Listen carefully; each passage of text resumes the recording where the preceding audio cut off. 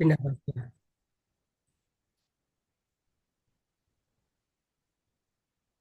Jadi saya pikir kita ada topik tertentu gitu ya Ya, Pak. tentang komunikasi konvergen.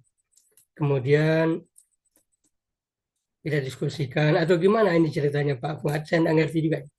Iya Pak, jadi Fuad kan salah satu mahasiswa bimbingan dari Pak Heri Pak.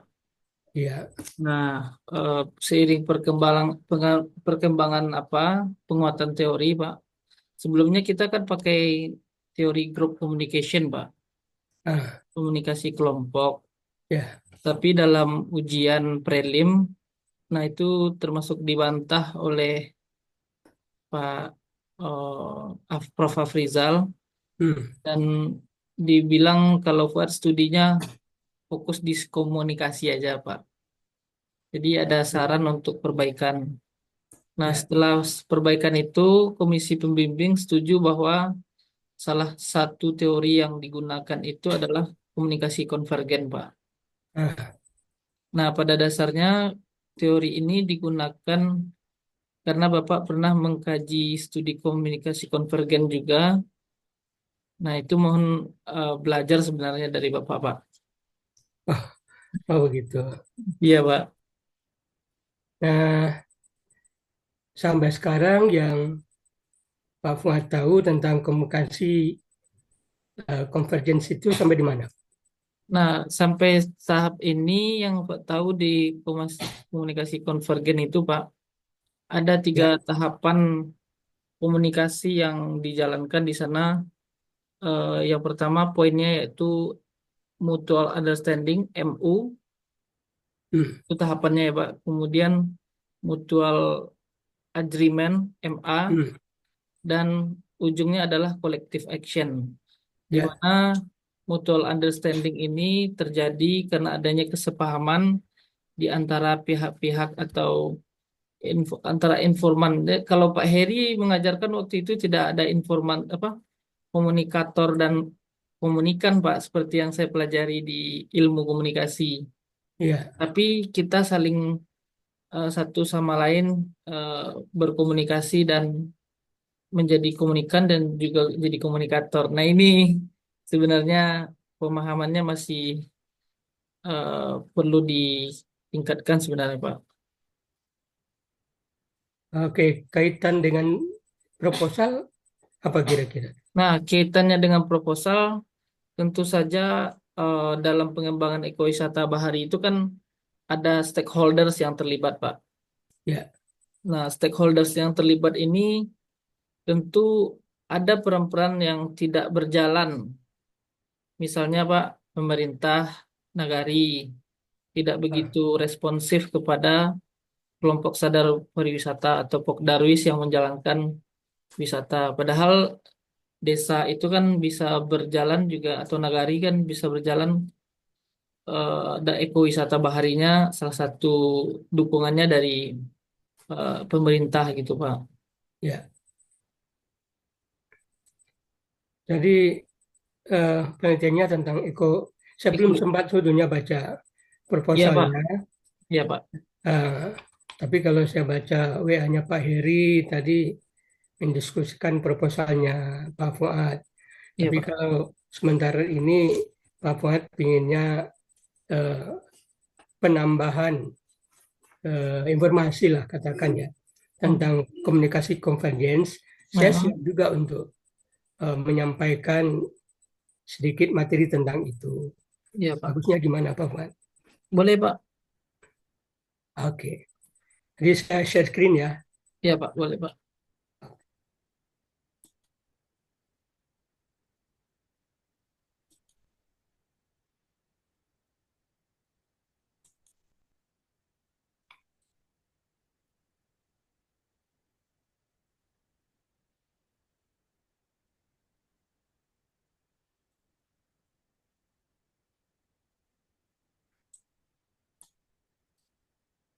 Udah kelihatan ya? Udah Pak. Oke. Jadi ini sebetulnya yang saya siapkan ini hanya untuk yang ingin saya sampaikan ini sebagai bahan bahan dasar diskusi kita gitu. Ya, Karena Pak. sifatnya kita kan sekarang diskusi lah. Ya, Pak. Saya yakin dan percaya Pak Fuad juga sudah mendengar komunikasi convergence. Tapi masih ada keraguan-keraguan tentang itu untuk memperkuat keyakinan lah. Ya, Pak. Eh, Model komunikasi ini atau teorinya ini sudah lama sebetulnya. Tahun 1979. Proponennya itulah Lawrence Kincaid. Ini seorang wanita sebenarnya. Ibu-ibu ini. Kincaid ini ibu-ibu. Saya kira itu bapak-bapak, Pak. Bukan, ibu-ibu. Saya Ya, pernah ketemu waktu di Filipina dengan beliau ini. siap. Dia orang Amerika. Dialah yang menjadi proponen dari komunikasi konvergen ini.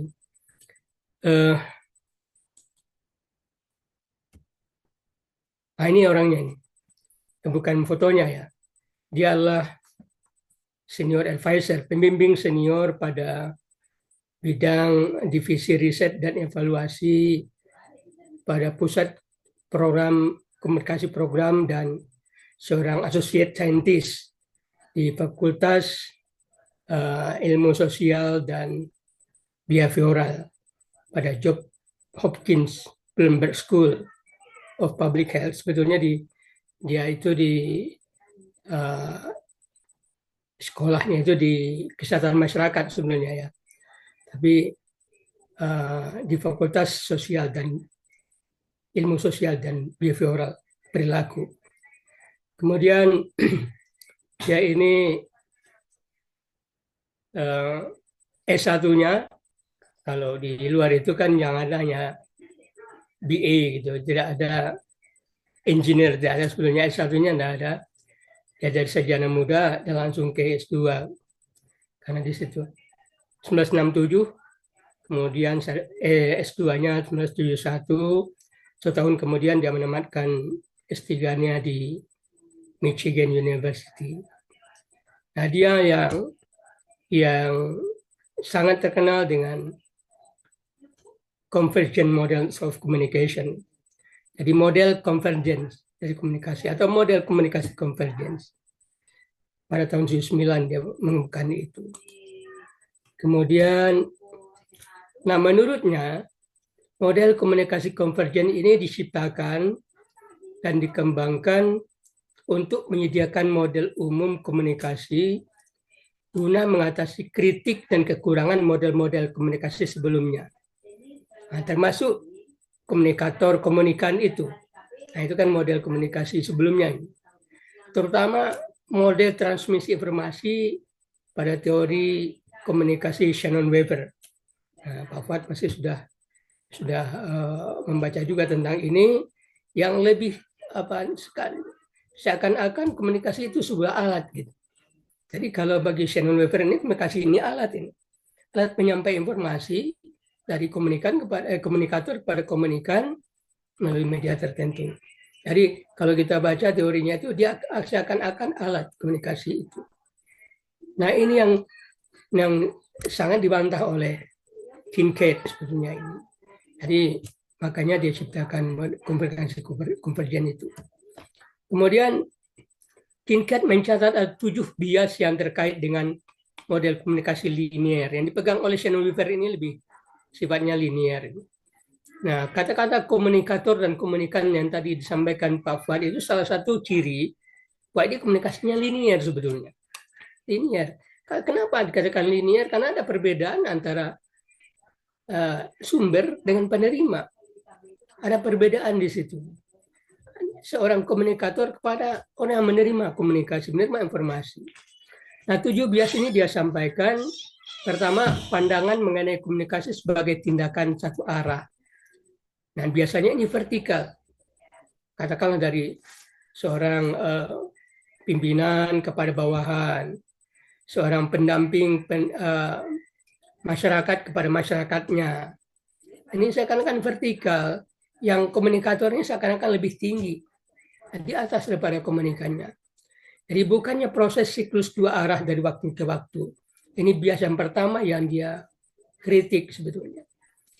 Yang kedua, bias seorang komunikator atau sumber didasarkan pada ketergantungan daripada hubungan antar mereka yang berkomunikasi dan saling ketergantungan di antara mereka. Ya, seakan istilah komunikator komunikan itu menggambarkan secara tidak langsung bahwa seorang komunikan ini sangat tergantung kepada komunikatornya. Seorang penerima informasi ini sangat tergantung kepada sumber informasinya. Dia butuh informasi, dia butuh sumber informasinya. Jadi ada ketergantungan di situ.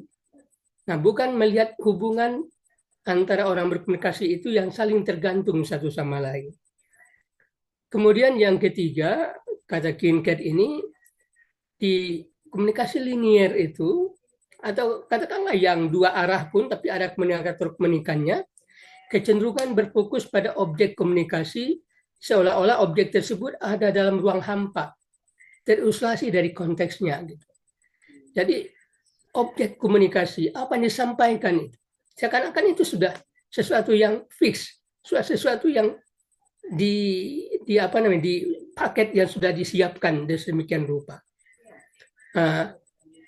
Tanpa memperhatikan konteks sosial. Nah, ini persoalan gitu.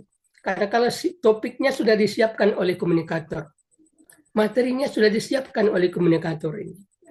Nah, seakan-akan itu sudah terpaket sedemikian rupa. Nah, makanya saya katakan yang saat ini saya siapkan ini bukan seperti itu. Jadi ini hanya bahan diskusi saja. Kemudian bias yang berikut, saya hanya menyampaikan apa yang disampaikan Kincaid sebetulnya ini. Kecenderungan berfokus pada pesan semata dengan mengabaikan diam, artinya tidak ngomong, mengabaikan tanda-tanda dan waktu penyampaian pesan. Dan kan tergantung kepada sumbernya. Saya sangat tergantung kepada sumbernya itu. Sumber sudah menyiapkan pesan, ini yang akan disampaikan. Ini yang sudah disiapkan. Kemudian bagaimana orang menerimanya, situasinya, dia tidak perhatikan itu. Tanda-tanda itu. Kemudian waktu penyampaian pesannya tergantung dia juga.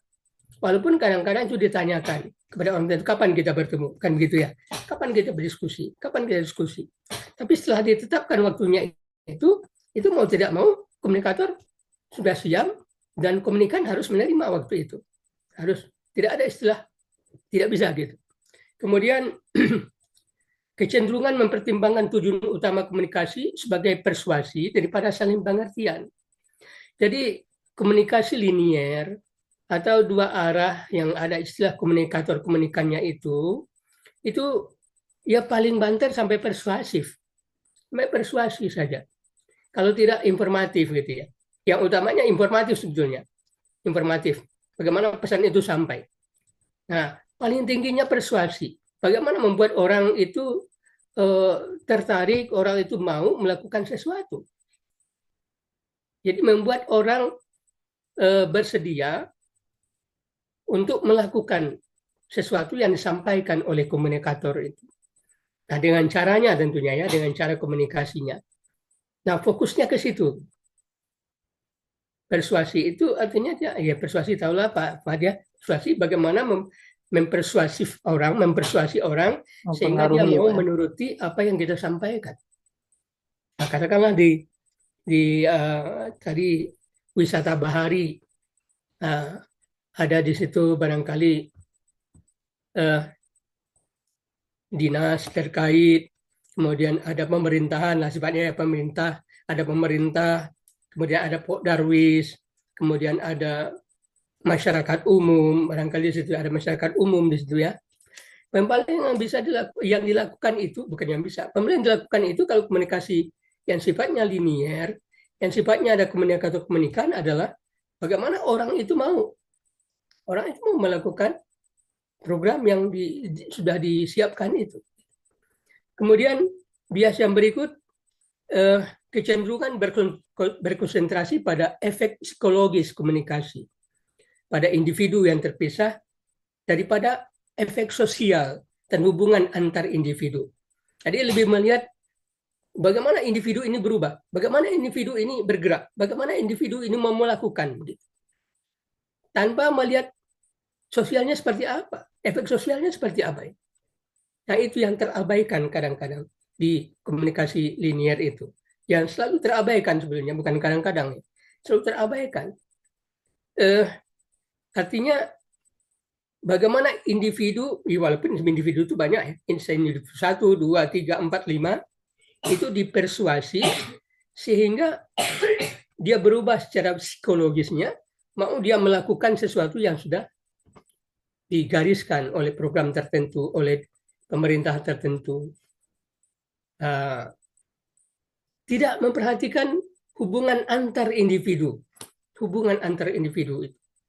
Bagaimana sih hubungan antara si A dan si B? Mungkin di wisata bahari, saya tidak tahu wisata bahari itu seperti apa, tapi pasti ada masyarakatnya. Pasti ada masyarakatnya. Pasti ada orang-orang tertentu yang di luar tim, atau yang di dalam tim pun gitu. Kalau Pok Darwis, berapa orang yang tergabung dalam Pok Darwis, tentu terbatas juga orang. Pemerintah lebih spesifik lagi gitu. Nah, di luar itu banyak, kalau berkaitan dengan wisata, malah ada masyarakat yang ingin ditarik untuk berkunjung pada wisata itu. Nah, efek sosial dari sebuah program yang disampaikan itu tidak menjadi perhatian. Karena itulah yang wisata-wisata ini, kalau dikelola oleh pemerintah, banyak yang gagal di tengah jalan. Sudah jalan setahun, 2 tahun, 3 tahun, 5 tahun paling lama, kemudian mati. Banyak contoh, wisata lingkungan. Katakanlah ada wisata mangrove di Padang, Bungus apa di Bungus ya? Ada wisata mangrove di Pariaman. Sudah begitu bagus wisata mangrove di wisata lingkungan, ya terutama mangrove itu di Mangguang itu, di Pariaman itu sempat menjadi peringkat 7 nasional.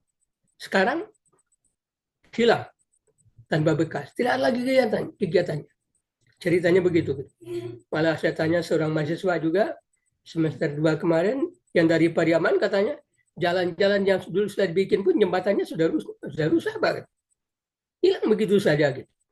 Padahal dulu bagus. Nah, ini yang karena komunikasi yang berjalan itu, penelitian mahasiswa saya kemarin itu seminar hasil penelitiannya, walaupun tidak tuntas ya, sebenarnya masih datanya tidak cukup lengkap, menggambarkan bahwa yang terjadi di situ adalah komunikasi linier, paling-paling komunikasi yang transaksional gitu. Nah, ada komunikator, ada komunikannya, ada pihak-pihak yang tertentu yang tidak menyatu. Akhirnya apa? Gagal di tengah jalan. Saya khawatir wisata bahari ini juga seperti itu kalau tidak diperbaiki ya, komunikasinya. Kemudian yang terakhir, kepercayaan pada sebab akibat mekanistik, satu arah komunikasi, dan bukan sebab akibat timbal balik yang menjadi ciri komunikasi antar manusia, yang pada dasarnya bersifat cybernetik. Nah, sebetulnya kalau kita bicara tentang komunikator, komunikan, katakan SMCR yang paling terlihat nyata sekali itu ya, ada sumber pesan media, ada receiver penerima. Ini ya sebab akibatnya mekanis sekali gitu, mekanis sekali. Dilakukan komunikasi ini, efek yang dituju seperti ini. Perubahannya tuju pada komunikan seperti ini. Komunikan tergantung kepada komunikator. Padahal dalam komunikasi itu, komunikator itu juga sangat tergantung pada komunikannya gitu. Jadi saling tergantung satu sama lain sebetulnya. Nah, ini yang bias yang ketujuh yang dilihat oleh Kincaid, kelemahan dari model-model komunikasi sebelumnya, sebelum convergence ini muncul gitu.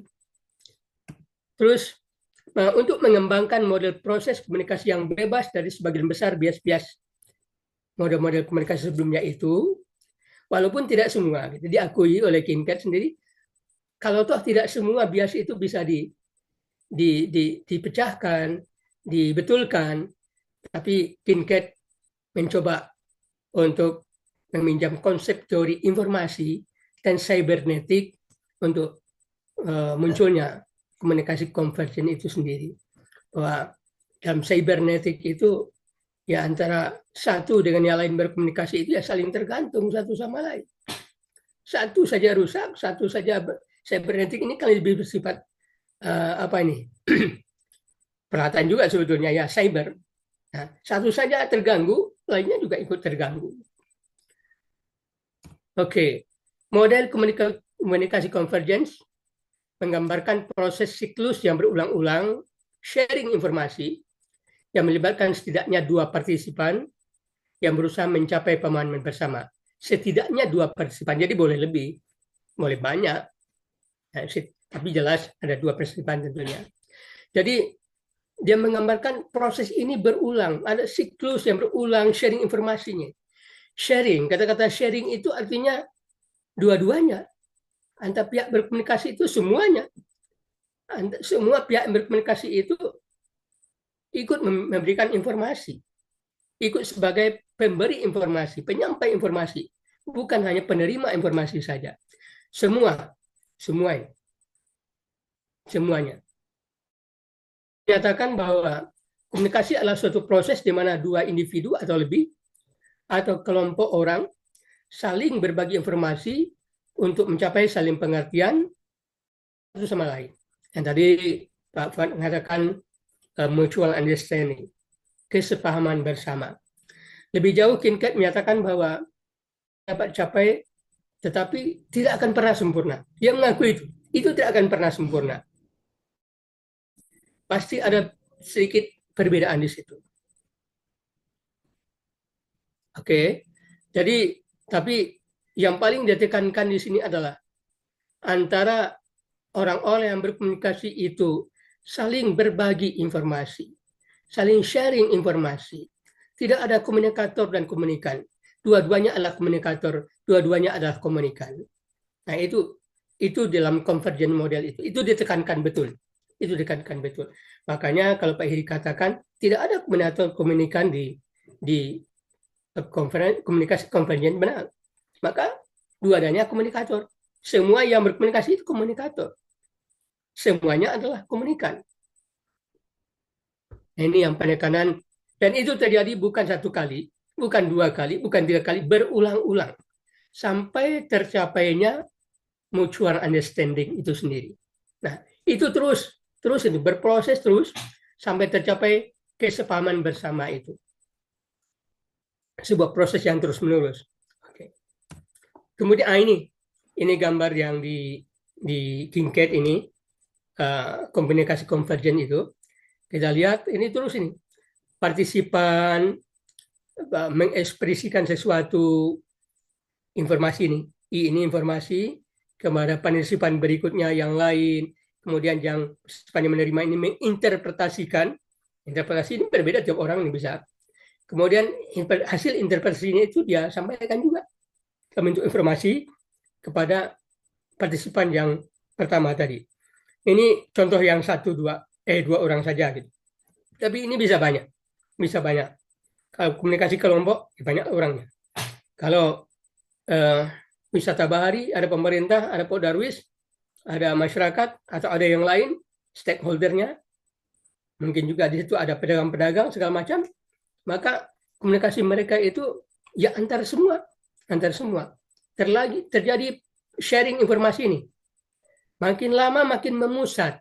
Apa artinya makin memusat di sini? Makin mendekati tercapainya mutual understanding. Maaf, Pak. Ambil air dulu sebentar ya. Boleh Pak, silakan Pak.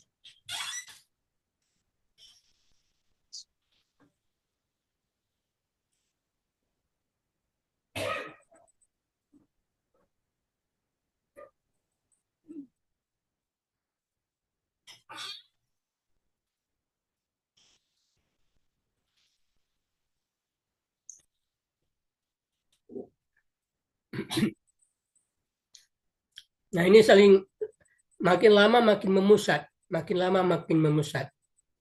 Nah, di gambar ini juga terlihat di tengah itu antara A dan B, kesepahaman bersama itu yang di tengah sekali. Tapi tetap ada tersisa yang tidak menyatu gitu. Itu yang dikatakan oleh Kincaid tadi, tidak mungkin semuanya tidak mungkin sempurna. Jadi mutual understanding itu memang tidak mungkin sempurna. Saya melakukan penelitian tentang ini juga, antara peneliti, penyuluh, petani tentang sesuatu ya. Sebetulnya penelitian saya itu tentang bagaimana teknologi itu diciptakan, bagaimana teknologi itu didiseminasikan, karena tiganya terkait, peneliti terkait di situ, penyuluh terkait di situ, petani terkait di situ. Saya coba teliti, ternyata mutual understanding itu paling-paling 30%, 35%, ya sekitar itu. Terlalu banyak apanya? Masih banyak ketidaksepahamannya masih banyak sekali. Lebih 50%. Ini kenyataan. Penelitian saya ini kan hanya membuktikan saja. Oh, rupanya begini. Inilah penyebabnya di penelitian saya itu kenapa banyak teknologi hasil penelitian itu tidak terpakai. Tidak dimanfaatkan oleh pengguna, terutama di bidang pertanian, di bidang saya. Bidang pertanian. Banyak teknologi sudah disebarkan. Para penyuluh sudah menyampaikan. Tapi yang diterapkan di lapangan pada kegiatan nyata di pertanian itu tidak seberapa. Salah satu faktornya itulah. Karena ketidaksepahamannya masih tinggi, masih besar. Jadi inilah model komunikasi konvergen yang diciptakan oleh Kincaid. Nah, saya ingin menyampaikan yang dalam hal ini ya. Pelajaran apa yang bisa kita peroleh di sini? Yang ini poin-poin saya sebetulnya. Ini poin-poin saya. Poin-poinnya Kincaid nanti ada. Tapi poin-poin saya adalah yang pertama ini, bahwa di dalam proses ini ada and then. Ini pertama muncul nih. Langkah pertamanya ini. Garis pertamanya, titik-titik pertama ini. And then. Artinya apa? Ada komunikasi sebelumnya. Ada komunikasi sebelumnya yang mempengaruhi atau yang bisa menyebabkan komunikasi ini seperti apa. Pengalaman komunikasi sebelumnya. Setiap yang berkomunikasi itu punya pengalaman sebelumnya. Makanya tadi saya awali dari pertanyaan, apa sih yang sudah Pak Fuad pelajari tentang komunikasi konvergens yang sudah diketahui. Itu adalah engine-nya ini. Ya, kita beranjak dari situ tadi. Kemudian yang kedua, pelajaran poin yang kedua yang saya ambil di sini dengan digantinya kata-kata komunikator dan komunikan menjadi partisipan, ini adalah kesetaraan. Nah, ini adalah menggambarkan kesetaraan antar orang-orang yang berkomunikasi. Di dalam teori komunikasi konvergens, di dalam wisata bahari, apakah dia pemerintah, apakah dia pendamping lapangan, apakah dia Pokdarwis, apakah dia itu orang yang terlibat di dalamnya itu, dalam komunikasinya harus dianggap seimbang, setara. Tidak berbeda. Oh, kami dari pihak pemerintah, Anda boleh kata itu. Oh, kami di pihak Pokdarwis, Anda ada cerita begitu gitu. Jadi ceritanya kita. Nah, ini yang di model konvergen itu yang paling ditekankan sekali menurut saya. 2 poin yang menurut saya sangat penting. Ada pengetahuan orang sebelumnya, komunikasi sebelumnya yang mempengaruhi, kemudian kesetaraan. Nah, ini diterapkan, ini diaplikasikan dalam komunikasi gitu. Prinsip kesetaraan itu. Nah, makanya kadang-kadang dalam sebuah katakanlah pertemuan, apakah itu penyuluhan segala macam, maka diawali dengan pertanyaan, kita mau bicarakah apakah hari ini bisa? Nah, kita punya persoalan yang sama ini tentang suatu, katakanlah saya contohkan ekowisata di mahasiswa saya tadi, di Mangguang itulah katakan. Orang itu duduk bersama katakan, tapi mereka, nah kita punya lahan, negari punya, desa punya lahan ini, seperti ini. Sekarang jadi semak belukar. Nah, bagaimana ini kalau kita jadikan sesuatu yang bermanfaat bagi kita semua? Jadi, seperti itulah kira-kira implementasi dari kesetaraan itu. Siapapun yang ngomong pertama. Jangan, saya punya ide membangun daerah ini menjadi ekowisata. Itu sudah beda. Ya. Atau pemerintah mengatakan, kita bisa bikin program untuk membangun daerah ekowisata. Sudah beda. Jadi prinsip kesetaraan itu diterapkan dalam komunikasi. Jadi 2 poin yang menurut saya digambarkan oleh King Ted ini yang sangat penting artinya. Kemudian yang ketiga, informasi ini akan harus ada kemajuan. Hari ini kita bicara tentang apa, kemudian di awalnya kita bicara tentang apa, ada kelanjutannya sehingga menyatu gitu, sehingga menyatu dia. Dan semua pihak itu, yang ketiganya, ini kalau sudah seperti ini, masing-masing pihak paham dengan pihak lainnya, itu kesetaraannya. Sudah paham dengan pihak lainnya.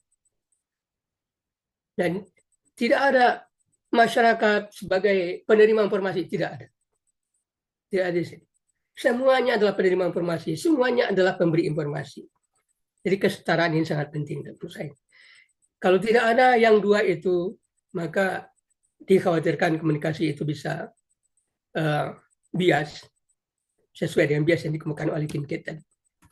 Kemudian ini menurut King Ted, model komunikasi convergence merepresentasikan komunikasi sebagai suatu proses, bukan suatu tindakan tunggal. Suatu proses yang terus-menerus. Proses yang berlanjut. Proses itu artinya keberlanjutan ya. Tidak satu kali selesai, 1, 2 kali, 3 kali. Kalinya itu tidak penting. Suatu proses. Komunikasi jalan terus. Kemudian kedua, berbagi atau daripada transmisi informasi satu arah. Jadi yang ditekankan menurut King Ted, berbagi.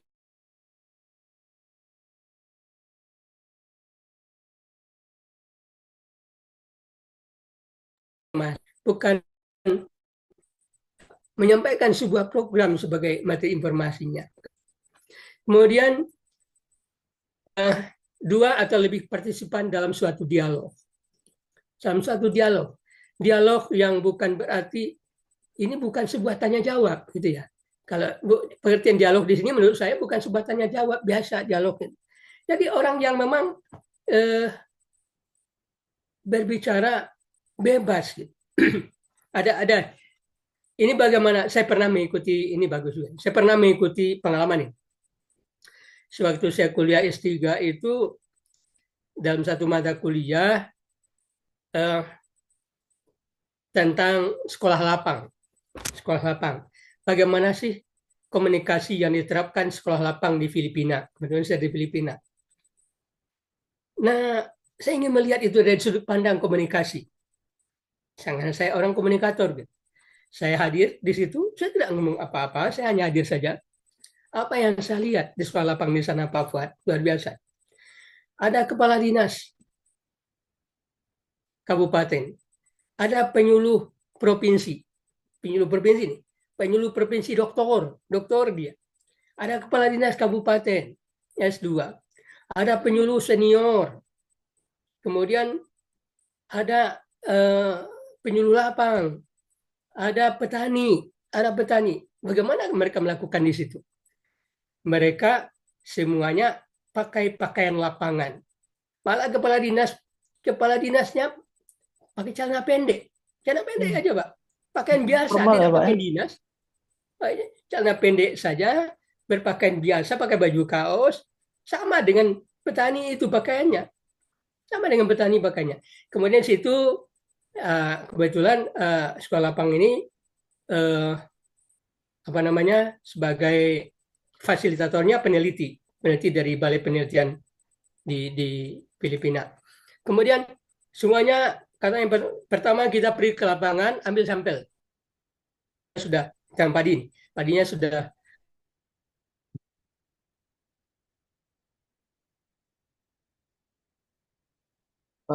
Pak Zul, suaranya hilang Pak. Masuk sawah, penyuluh provinsinya masuk sawah, penyuluh lapangnya masuk sawah, petani masuk sawah. Kemudian bawa ke ruangan, bikin kelompok-kelompok di situ. Nah, kelompoknya ini bukan kelompok peneliti, ini bukan kelompok penyuluh, ini bukan kelompok kepala dinas, enggak. Bagi kelompok yang dalam satu kelompok itu semuanya ada. Ada penyuluh, ada pejabat, ada petani, ngumpul di satu. Nah, kelompok-kelompoknya beberapa kelompok. Kemudian disuruh amati, buka batangnya, suruh amati inisiasi Malay, kalau tidak salah, mengenai inisiasi Malay. Seperti apa sih Malay itu di dalam gitu. Nah, mereka buka itu. Tidak ada perbedaan di situ antara kepala dinas, antara penyuluh provinsi, penyuluh lapang dengan petani. Petani beneran, petani padi sawah. Semuanya menyatu. Apapun gurauan mereka pun, karena orang Filipina itu suka jok ya, suka melucu. Jok mereka pun tidak ada batasan. Seperti petani dengan petani. Seperti kita sama mahasiswa, tidak ada batasan. Walaupun di situ ada kepala dinas, ada penyuluh provinsi, ada doktor, ada yang hanya tamat sekolah dasar, ya petaninya, ya tidak berbeda. Malah suatu waktu karena mereka suka jok, waktu istirahat ini siapa yang akan mengisi jok ini? Ada yang melucu gitu ya. Yang tampil bukan kepala dinasnya, yang tampil bukan penyuluh, tapi petaninya. Oh saya tunjuk tangan baliknya, dia bikin jok, ketawa sama-sama. Yang saya lihat di situ adalah kesetaraan di situ dalam sekolah lapang mereka itu. Ini kan komunikasi ini. Sekolah lapang mereka itu tidak ada perbedaan antar peserta, menyatu, setara. Nah ini contoh yang saya lihat komunikasi konvergen itu dijalankan di situ. Kemudian sarana untuk memperjelas kebingungan mengenai informasi, pengetahuan, pesan simbol, dan makna. Ada sarana untuk memperjelas. Nah, ini oke lah ya. Sebuah proses umpan balik yang dapat mengoreksi diri sendiri. Jadi umpan balik ini tidak sesuatu yang nanti ada istilah diskusi. Nanti ada saatnya diskusi, Bapak Ibu boleh bertanya. Itu bukan begitu. Umpan balik itu bebas kapan saja, oleh siapa saja, tidak ada batasan.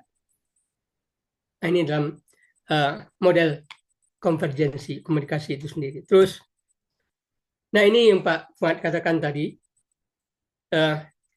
ada physical reality, realitas fisik, ada psychological reality, realitas psikologi, ada social reality, ada realitas sosial, Nah, informasi intinya situ ada informasi. Kemudian si A ini menginterpretasikan atau mempersepsikan informasi itu, kemudian sampaikan ke B. Si B juga mempersepsikan, menginterpretasikan, kemudian memahami, mempercayai, kemudian begitu juga sama prosesnya. Semua mereka sama. Menginterpretasikan, mempersepsikan, memahami, mempercayai. Nah, yang Pak Fuad katakan understanding, mutual agreement, collective action itu adalah realitas sosialnya.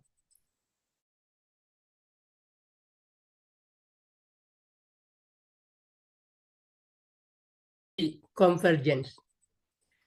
Kalau kedua pihak itu hanya sampai kepada taraf understanding, ini beda.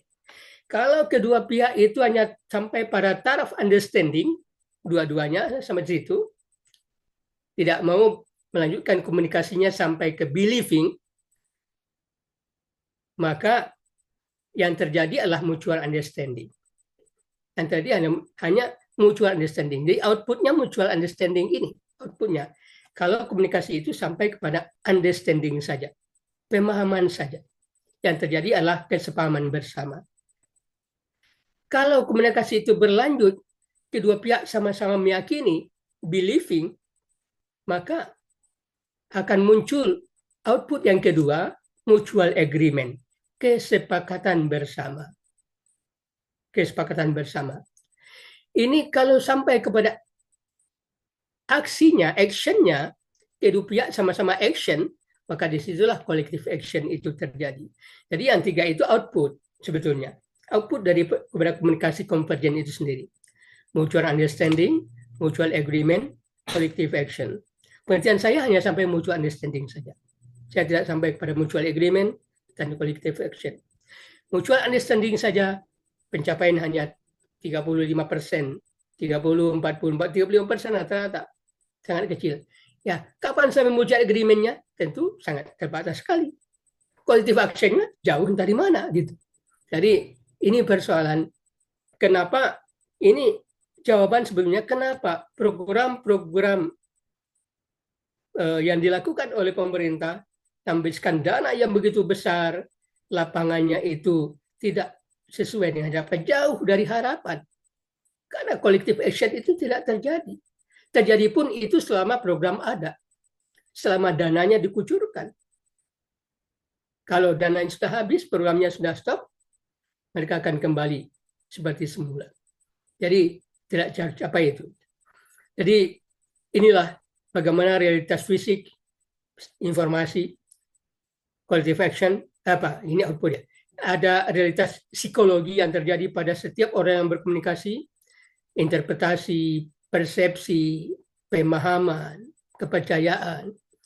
Ini semua pihak yang berkomunikasi mengalami itu, sehingga nanti kalau convergence itu bisa berlanjut, kemudian itu jalan sampai kepada terpusat yang tadi seperti gambar tadi, maka yang tercapai adalah mutual understanding, mutual agreement, dan collective action. Collective action adalah output paling tinggi yang diharapkan dari sebuah komunikasi convergence. Nah, tapi presentasinya tergantung seperti apa komunikasi itu dibangun. Gitu. Maka dari beberapa penelitian mahasiswa yang S2 ya, saya hanya ikut S2 saja, tidak ikut di S3. Beberapa penelitian S2 itu saya melihat bahwa komunikasi masih belum convergence. Jadi model komunikasi convergence masih sangat terbatas sebetulnya. Kenapa begitu? Karena masing-masing pihak berada di pihaknya masing-masing. Pemerintah dia tahu dia pemerintah. Pak Darwis dia sadar bahwa dia hanyalah Pak Darwis. Masyarakat adalah masyarakat. Kesetaraannya tidak menyatu. Padahal seharusnya di dalam sebuah program yang bersama semuanya stakeholder itu kan orang-orang yang terlibat. Pengertian stakeholder itu kan pihak-pihak yang terlibat. Ya udah menyatulah di situ gitu. Bangunlah komunikasi convergence. Maka itu yang membuat terjadinya collective action paling tinggi itu. Mulai dari mutual understanding, mutual agreement, dan collective action. Terus saya kira itu ya. Ya, itu sebagai pengantar diskusi kita, saya stop dulu. Ya. Jadi ini bahan diskusi saja Pak Fuad, bukan saya tidak memberikan kuliah. Hanya menyampaikan apa yang disampaikan oleh King Kate, kemudian ada poin-poin kecil yang saya sampaikan, ini persepsi saya. Ya, poin-poin yang bermakna bagi saya tentang komunikasi konvergen itu sendiri. Silakan Pak Fuad. Iya Pak, terima kasih banyak Pak Zul. Jadi kita memang ini yang sebenarnya kita harapkan Pak, pengetahuan tentang model komunikasi konvergens yang tidak hanya tekstual. Yang saya baca itu kan buku-bukunya Kincet yang berbahasa Inggris ya Pak. Kemudian ada yang Bapak tulis di disertasi, itu yang menjadi modal saya sebenarnya Pak. Tapi yang benar-benar include saya baru pertama kali nih Pak. Harusnya sebelum prelim dulu udah ngobrol-ngobrol sama Bapak dulu untuk biar kesepahamannya juga terbangun kan Pak. Jadi pengembangan ekowisata bahari yang saya teliti ini Pak, di latar belakangnya memang karena suatu kegagalan atau ketidakberlanjutan itu kan memang karena tidak kesepahaman Pak. Ya. Sudah mulai ada bauran komunikasi, bias-bias yang tidak saling memahami satu sama lain. Nah, salah satu studi kasus kita lokasinya juga di studi Apar itu, Pak. Oh, situ? Iya, Pak. Jadi di satu desa wisata Apar di Pariaman. Iya. Kemudian ada di Teluk Buo, Pak. Padang atau di Bungus. Bungus ya, betul. Kemudian yang ketiga di Ampiang Para. Nah, kita lihat memang Apar ini, Pak, sedang lemah sekali komunikasinya karena ada peran ketua Pokdarwisnya sudah lemah gitu Pak. Sejak masuk dia ke ranah wali nagari. Jadi dia kan sebelumnya bukan orang non pemerintah. Sekarang dia menjabat di kantor desa. Jadi di sana dia tidak bisa berdiri di kaki mana lagi Pak. Jadi terbengkalai itu infrastrukturnya yang dibangun itu luar biasa biayanya, Pak. Ya. Kabarnya mencapai lebih 1 M Oh, banyak ya. asetnya, Pak. Itu hasil dari mitra-mitra dan stakeholders. Nah, kita melihat fenomena seperti ini, tentu ada kerusuhan apa sebenarnya di komunikasi yang menjadi mereka tidak saling sepahaman lagi, atau ada faktor ekonomi sebenarnya, kata kalau dari hasil temuan lapangan awal kita ya Pak. Ya. Jadi ketika datang ekonomi, disitulah ada musibah bagi mereka Pak. Jadi orang lain orang yang sebelumnya tidak terlibat karena ada faktor ekonomi di sana, mereka kelompoknya tidak apalagi ya. Maksudnya bukan sesama mereka Pak. Misalnya dengan pemuda setempat yang Ya. muda itu tidak aktif sebelumnya, kemudian di satu sisi dia tidak melakukan kontras lah dengan kelompok Darwis gitu Pak. Nah, kita lihat di ekowisata Bahari ini Pak, di tiga lokasi itu Ya. yang terlibat pemerintah, Darwis, pedagang, NGO, swasta dan peneliti Pak. Nah, Nah, rata-rata di tiga lokasi ini memang ini yang datang ke sini Pak. Cuma untuk swasta, travel agent tidak terlalu, mungkin karena wisata pantai kita bukan tidak dikelola yang dengan baik ya Pak. ya. Jadi yang datang di sana memang masyarakat sekitar atau masyarakat yang berasal dari luar daerah seperti Padang gitu Pak.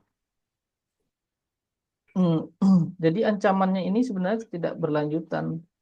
Nah, kita memang sharing juga sama Pak Zul ini, Ya. karena dalam pemilihan eh, peta yang kita pilih stakeholder, kalau Bapak kan ada 3 ya Pak, peneliti, penyuluh, sama satu lagi Petani. petani. Ya. Nah, Pak Heri juga udah mewanti-wanti nih Pak.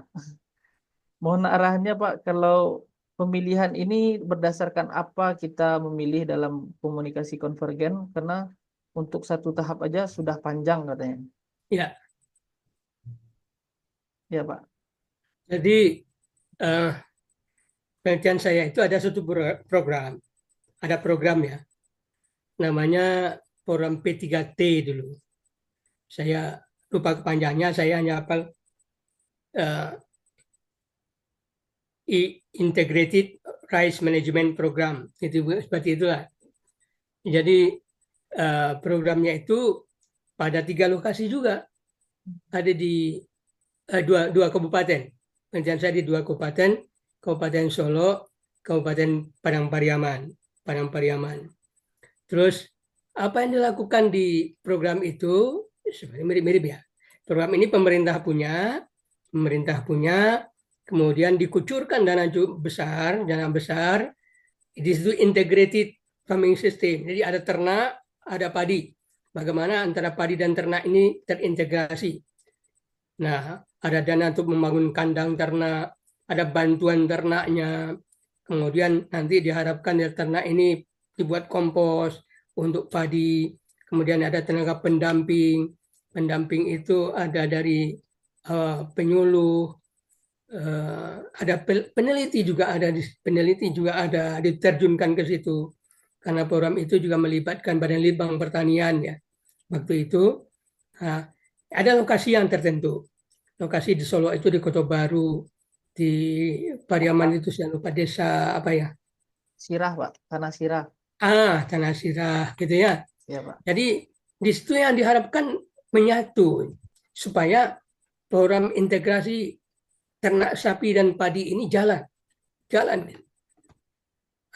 dan berlanjut. Kan program itu kan inginnya berlanjut nih, keberlanjutan.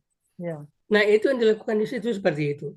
Kemudian di situ apa yang ingin saya ketahui, karena menurut saya semua pihak ini tahu dengan mengerti tentang teknologi. Bagaimana teknologi itu diciptakan, dikreasi.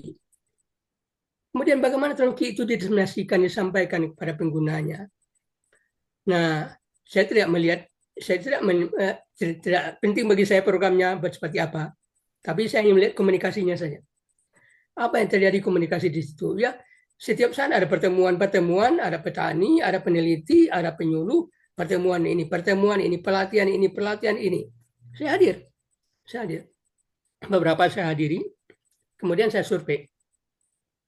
Karena saya tidak mampu melakukan penelitian kualitatif murni, maka saya gabung dengan kuantitatif. Kuantitatifnya lebih banyak bagi saya. Kualitatifnya hanya pelengkap saja. Ada poin-poin tertentu saya dalami dengan kualitatif. Nah, karena di situ jelas tiga itu yang terlibat gitu.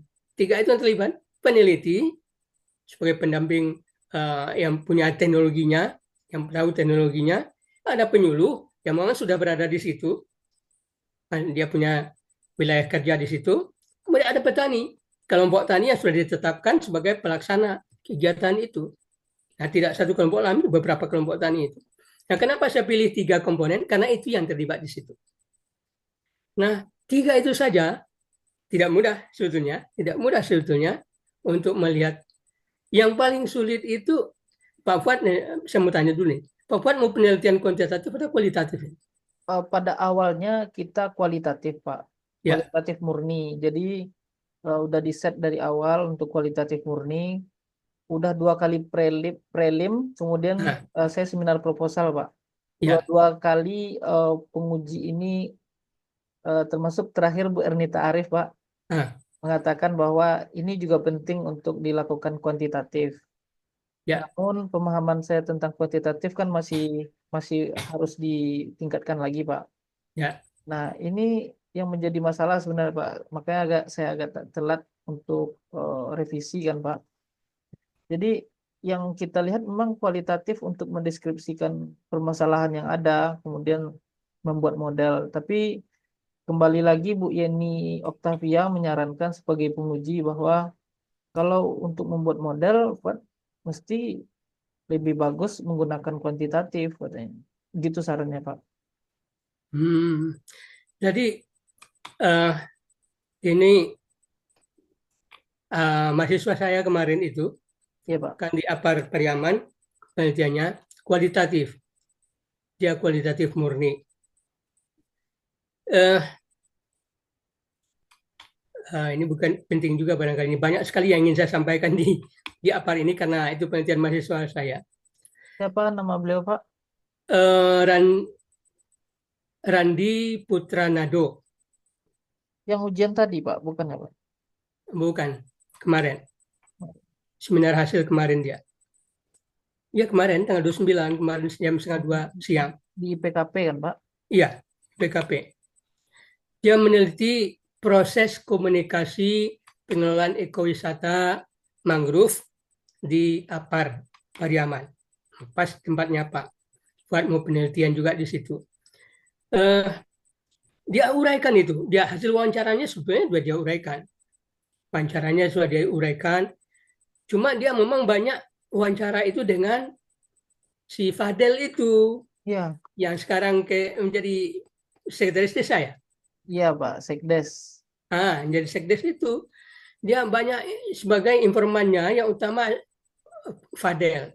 Kemudian lain dia ke dinas pariwisata ada, kemudian dengan kepala desa ada. Cuma kepala desa ini ngelak terus, Iya, nggak Pak. mau, nggak mau dia. Oh kalau itu yang tahu Fadel, saya nggak ikut. Kalau itu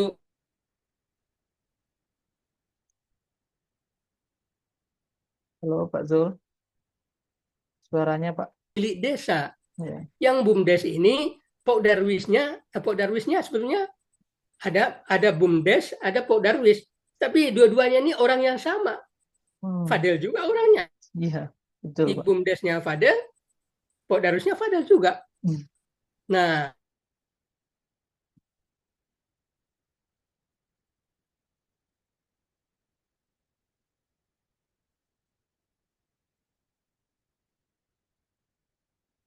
ini kemudian sampaikan kepada teman-temannya, ada kemudian bertiga dia awalnya itu meyakinkan masyarakat secara bertahap sampai ansur-ansur melalui musyawarah desa.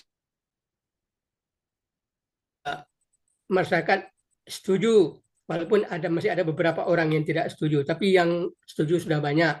Berkembanglah dia ini Ekowisata ini berkembang sampai dibantu bantuan luar biasa dari pariwisata, kemudian dari seperti yang tadi, sehingga dibuat jalan-jalan di situ baguslah gitu ya. Sehingga tahun 2021 itu dia jadi peringkat ke-7 nasional. Mengalahkan di Sumatera Barat, mengalahkan yang lain gitu. Sumatera Barat dia nomor 1 waktu itu.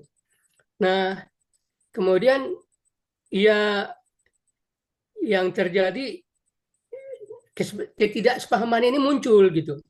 Makin lama makin besar.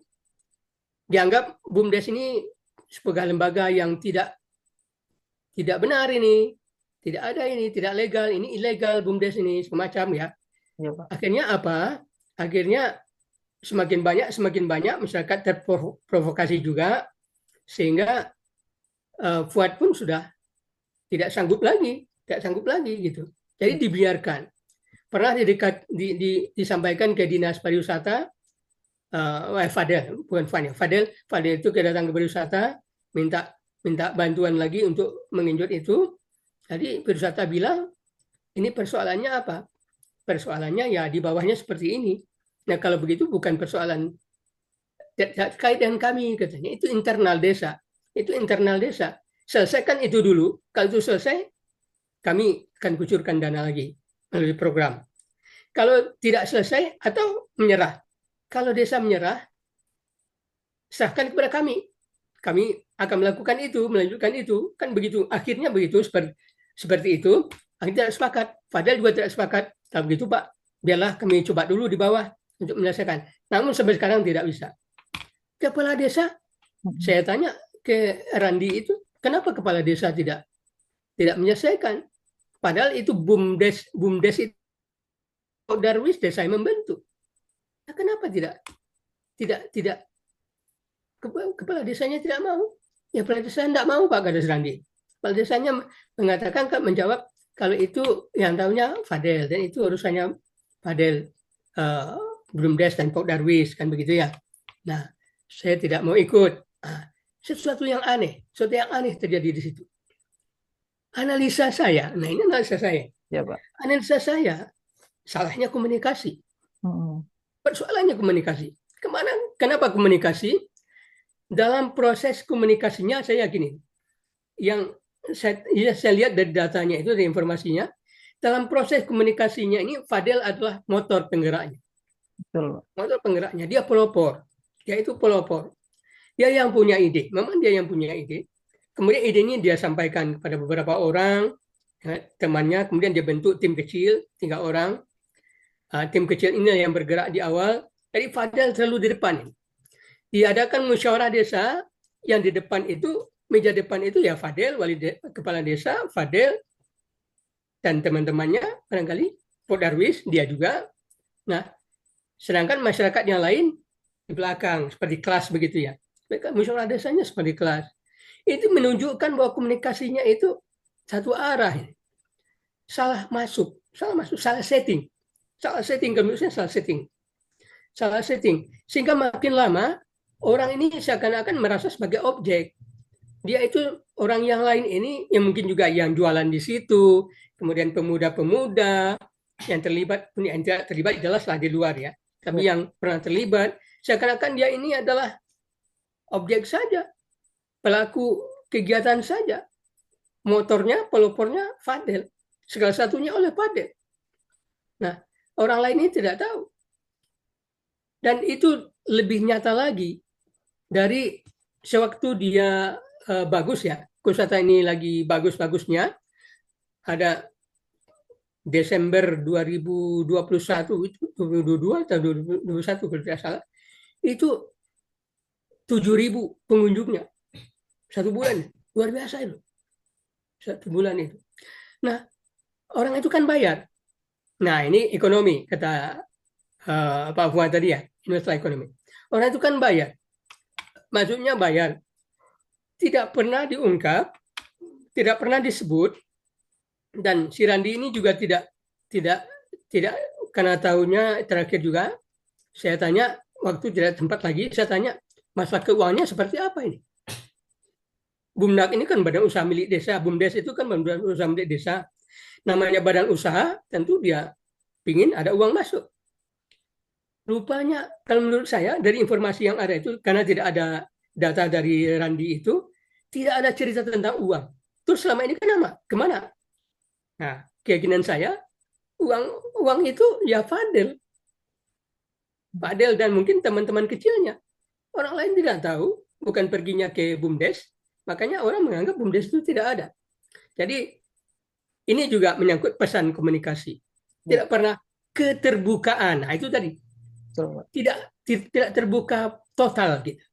Terbuka hanya program saja, rencana kegiatan saja, pelaksanaan kegiatan saja, tapi tidak terbuka secara total. Jadi orang lain itu merasa tidak ada untungnya bagi dia. Tidak ada untungnya bagi dia. Ngapain terlibat di situ? Yang untung kan si Fadel dan teman-temannya, kan begitu. Mungkin dalam hatinya begitu gitu.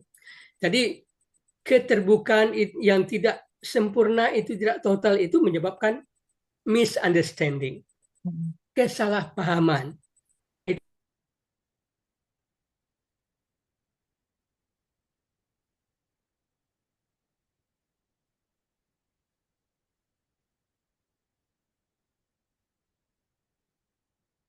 Pariaman ini yang terjadi. Komunikasinya, ya kalau saya suruh juga Randi ini membuat kira-kira model komunikasi apa yang terjadi per tahap perencanaan, ya satu arah katanya. Kemudian dalam pelaksanaan dua arah, tapi tetap bukan convergence.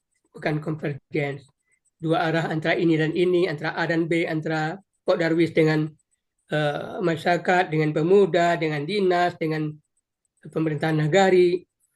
Nah, kemudian hanya dua arah, ya paling-paling hanya dua arah itu. Kemudian ada juga transaksional. Transaksional ini dalam arti saya adalah kalau kita lakukan ini kebaikan yang akan kita terima. Ya artinya di janji-janji gitu, janji-janji transaksional. Jadi itu yang terjadi, tidak convergence. Maka itu dari teman Randi itu seperti itu. Komunikasi dia itu satu arah dan dua arah. Paling tinggi transaksional pada kegiatan tertentu. Apalagi dengan stakeholder lain, bukan stakeholder lain, dengan lingkungan. Katakanlah di situ ada apa yang penyu itu apa tuh? Konservasi penyu, Pak. Konservasi penyu. Dikelola langsung oleh pemerintah provinsi sekarang, Pak. Nah, itu dia. Antara ekowisata Apar dengan konservasi penyu ini tidak saling mengerti. Iya, Mereka berbeda pendapat, terutama dalam pengelolaan sampah. Tempat ekowisata ini menjadi tempat pembuangan sampah bagi konservasi penyu selama ini. Dengan adanya ekowisata itu, mereka kesulitan membuang sampahnya. Nah, mereka tidak senang. Tidak senang.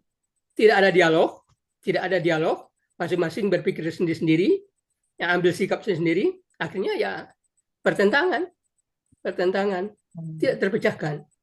Jadi persoalan yang utama itu, ini menurut saya orang komunikasi ya. Ya, Pak. Jadi menurut saya orang komunikasi, keberhasilan program, kegagalan program, faktor utamanya adalah komunikasi. Bukan uang. Uang yang kedua. Katakanlah uang program ya. Karena untuk munculnya program pun melalui komunikasi. Tidak ada program, tidak akan turun kalau tidak ada komunikasi. Jadi persoalan yang utama itulah persoalan komunikasi. Ya, karena si Fadel ini seperti itu dari awal, ya langkah-langkah yang saya sebutkan tadi, bagaimana dia memulai sampai melaksanakan, sampai maju, sampai terjadi misunderstanding, sampai hancur seperti ini. Karena Fadel ini seakan-akan dia yang tahu, dia yang pandai, dia pemimpinnya. Iya, dia ketua Pok Darwis, benar, dia pengelolanya, dia yang berpikir, seakan-akan dia yang berpikir bagaimana baiknya. Kemudian itu yang dia sampaikan, dia informasikan, dia buat orang mengerti, dia buat orang paham, tapi dia seakan-akan single fighter di situ. Dia yang muncul di depan, yang lain tinggal di belakang. Ya tidak setara. Jadi kesetaraan ini yang tidak terbangun. Nah, tidak sama-sama merasakan. Walaupun dari segi ekonomi pedagang di situ punya dampak yang bagus. Ya. Nah, tetapi orang itu tidak merasakan itu gitu. Orang melihat karena mata orang banyak, mata kita dua. Ya, orang bisa melihat positif dan negatifnya. Orang melihat perilaku kita juga gitu. Jadi set di situ. Kalau untuk mengaktifkan kembali, ya tidak bisa melalui komunikasi saja. Ganti orangnya gitu. Ganti orang yang berkomunikasinya. Gitu. Perbaiki komunikasinya. Kalau masih orang yang itu, karena ini salah satu partisipannya, partisipan komunikasi, kalau masih orang yang itu sebagai partisipan komunikasinya, karena sudah ada rasa tidak senang, sudah ada misunderstanding, maka tidak akan mungkin terjadi lagi. Jadi mulai lagi dari awal Iya, Pak. dengan komunikasi yang convergence menurut saya. Convergent, bangunlah kesetaraan, kemudian komunikasikan secara bersama, sama-sama berkomunikasi, ya tidak ada beda antara dinas pariwisata, pemerintahan desa, BUMDes ataupun Pok Darwis. Mereka adalah satu di satu kegiatan itu, satu kegiatan itu. Nah ini yang saya pahami tentang Pariaman tadi. Gitu. Iya, Pak. Jadi salah satu pelopor itu, Pak, ada namanya Pak Ardi. Pak Ardi ini juga di Dinas Pariwisata dan dia juga sebagai anggota Pokdarwis, Pak. Nah, Temannya Fadel. Nah, ini mereka ini dapat proyek itu dari informasi dari si Ardi, Pak. nah, Nah, jadi mereka saling mengisi sebenarnya selama ini. ya, Tapi hanya di lingkup itu saja konvergen. Maksudnya konvergennya antara mereka di kelompok Pokdarwis saja. Tidak sampai ke tahap, oh ya tadi Pak, misalnya kalau ada penghargaan kan di tingkat ya, provinsi atau di nasional, yang pergi ya tetap Fadel Pak, sebagai pelopor gitu. iya, iya, iya, Ada pelatihan ini itu yang pergi ya Fadel gitu. Jadi memang single factor itu menjadi masalah sebenarnya Pak. ya, Orang ada kecemburuan sosial. Jadi kadesnya pertama ingin klarifikasi Pak, mungkin jawaban Randi itu benar Pak, yang dia bilang. Tapi setelah kita temui di lapangan, kadesnya ini sedang bermasalah juga dengan hukum Pak, oh, kait dana korupsi kan. Jadi dia hilang, kemudian tidak tidak bisa diwawancarai lagi gitu. Nah, seharusnya siapa yang akan mengambil lagi sekarang ya, statusnya PLT Pak, PLT Kepala Desa. Sampai kasus ini itu sampai kepada tahap wakil gubernur Pak. oh, Belum selesai juga wakil gubernur. Ini jadi gimana lagi ya? Jadi saling pindah-pindah. Sudah wali gubernur, Jenis Umar dulu. Jadi kasus ini udah pindah-pindah sampai terbengkalai Pak. jadi memang uh, Hmm. itulah dia kan terlihat sebetulnya. Jadi persoalan komunikasi. Sebetulnya yang bisa menyelesaikan itu kalau di bawah, kalau Dinas Pariwisata Kota Pariaman mengharapkan internal desa yang menyelesaikan, ya pimpinannya kepala desa. Iya betul Pak. Ya dia yang harus muncul. Kepala desa yang mana? Nah, tentu Harus harus yang kalau yang mau. PLT tidak mampu juga dia berperan. Saya hanya PLT gitu. Wewenang saya tidak sampai ke situ. Kan bisa juga begitu ya. Tidak lama kan Pak. Hanya itu dia. Sebenarnya yang paling berperan juga dorongan kepala dinasnya yang lama Pak, orang Jawa Pak. Saya Hmm. lupa namanya Pak. Nah, ini yang sering memantau dahulu perkembangan APAR ini gimana. Padahal itu kan kelahiran 94 Pak. Masih muda sekali. Oh, Iya, kalau sekarang umurnya 30 baru ya Pak ya. ya, Nah, ya, ya, itu ya. sangat mudah sekali dan orang yang dia koordinasikan itu orang-orang di atas 40, ya, orang-orang yang sudah punya pengalaman lah gitu Pak. Nah, ini termasuk hebat dia secara personal, tapi memang Betul. tumbang gara-gara yang tadi itu Pak, single factor. Nah, beda juga dengan kasus di Ampiang Parak, Pak, konservasi penyu Ampiang Parak, salah satu Ya, di kasus kita juga. Di sana pernah top ketua secara nasional itu kan? iya nasional juga, Pak. Ya. Dan sudah ada bekerja sama dengan NGO Jerman, bahkan Hmm. wisatawannya tiap tahun ada dari Jerman, dari Belgia, Pak. Nah, Ah, dia menerapkan komunikasi terbuka, Pak, sebagai ketua Pokdarwis. ya. Transparansinya kepada anggota itu sangat tinggi, Pak. Jadi Ah, sampai saya tanya kepada anggotanya itu, ketika anggotanya nggak ada uang, Jadi mereka tetap ke tempat lokasi ekowisata itu, Pak. Tidak Ah, ada penghasilan, kenapa tetap ke sini? Ya kita mau bersama dengan ketua gitu, Pak. Jadi hmm, ketuanya ini memang sebagai dewanya gitu, Pak. iya, iya, iya, iya. Karena apapun proyek yang masuk, dia transparan, berapa nilainya, nanti mereka sebagai pekerja nih, Pak. Nah, itu sudah ada unit-unit bisnisnya, misalnya dari uang karcis, kemudian penjualan Ya, mangrove, Pak. ya, Terus uang jual ikan penyu, yang sempat kolaps juga sebenarnya.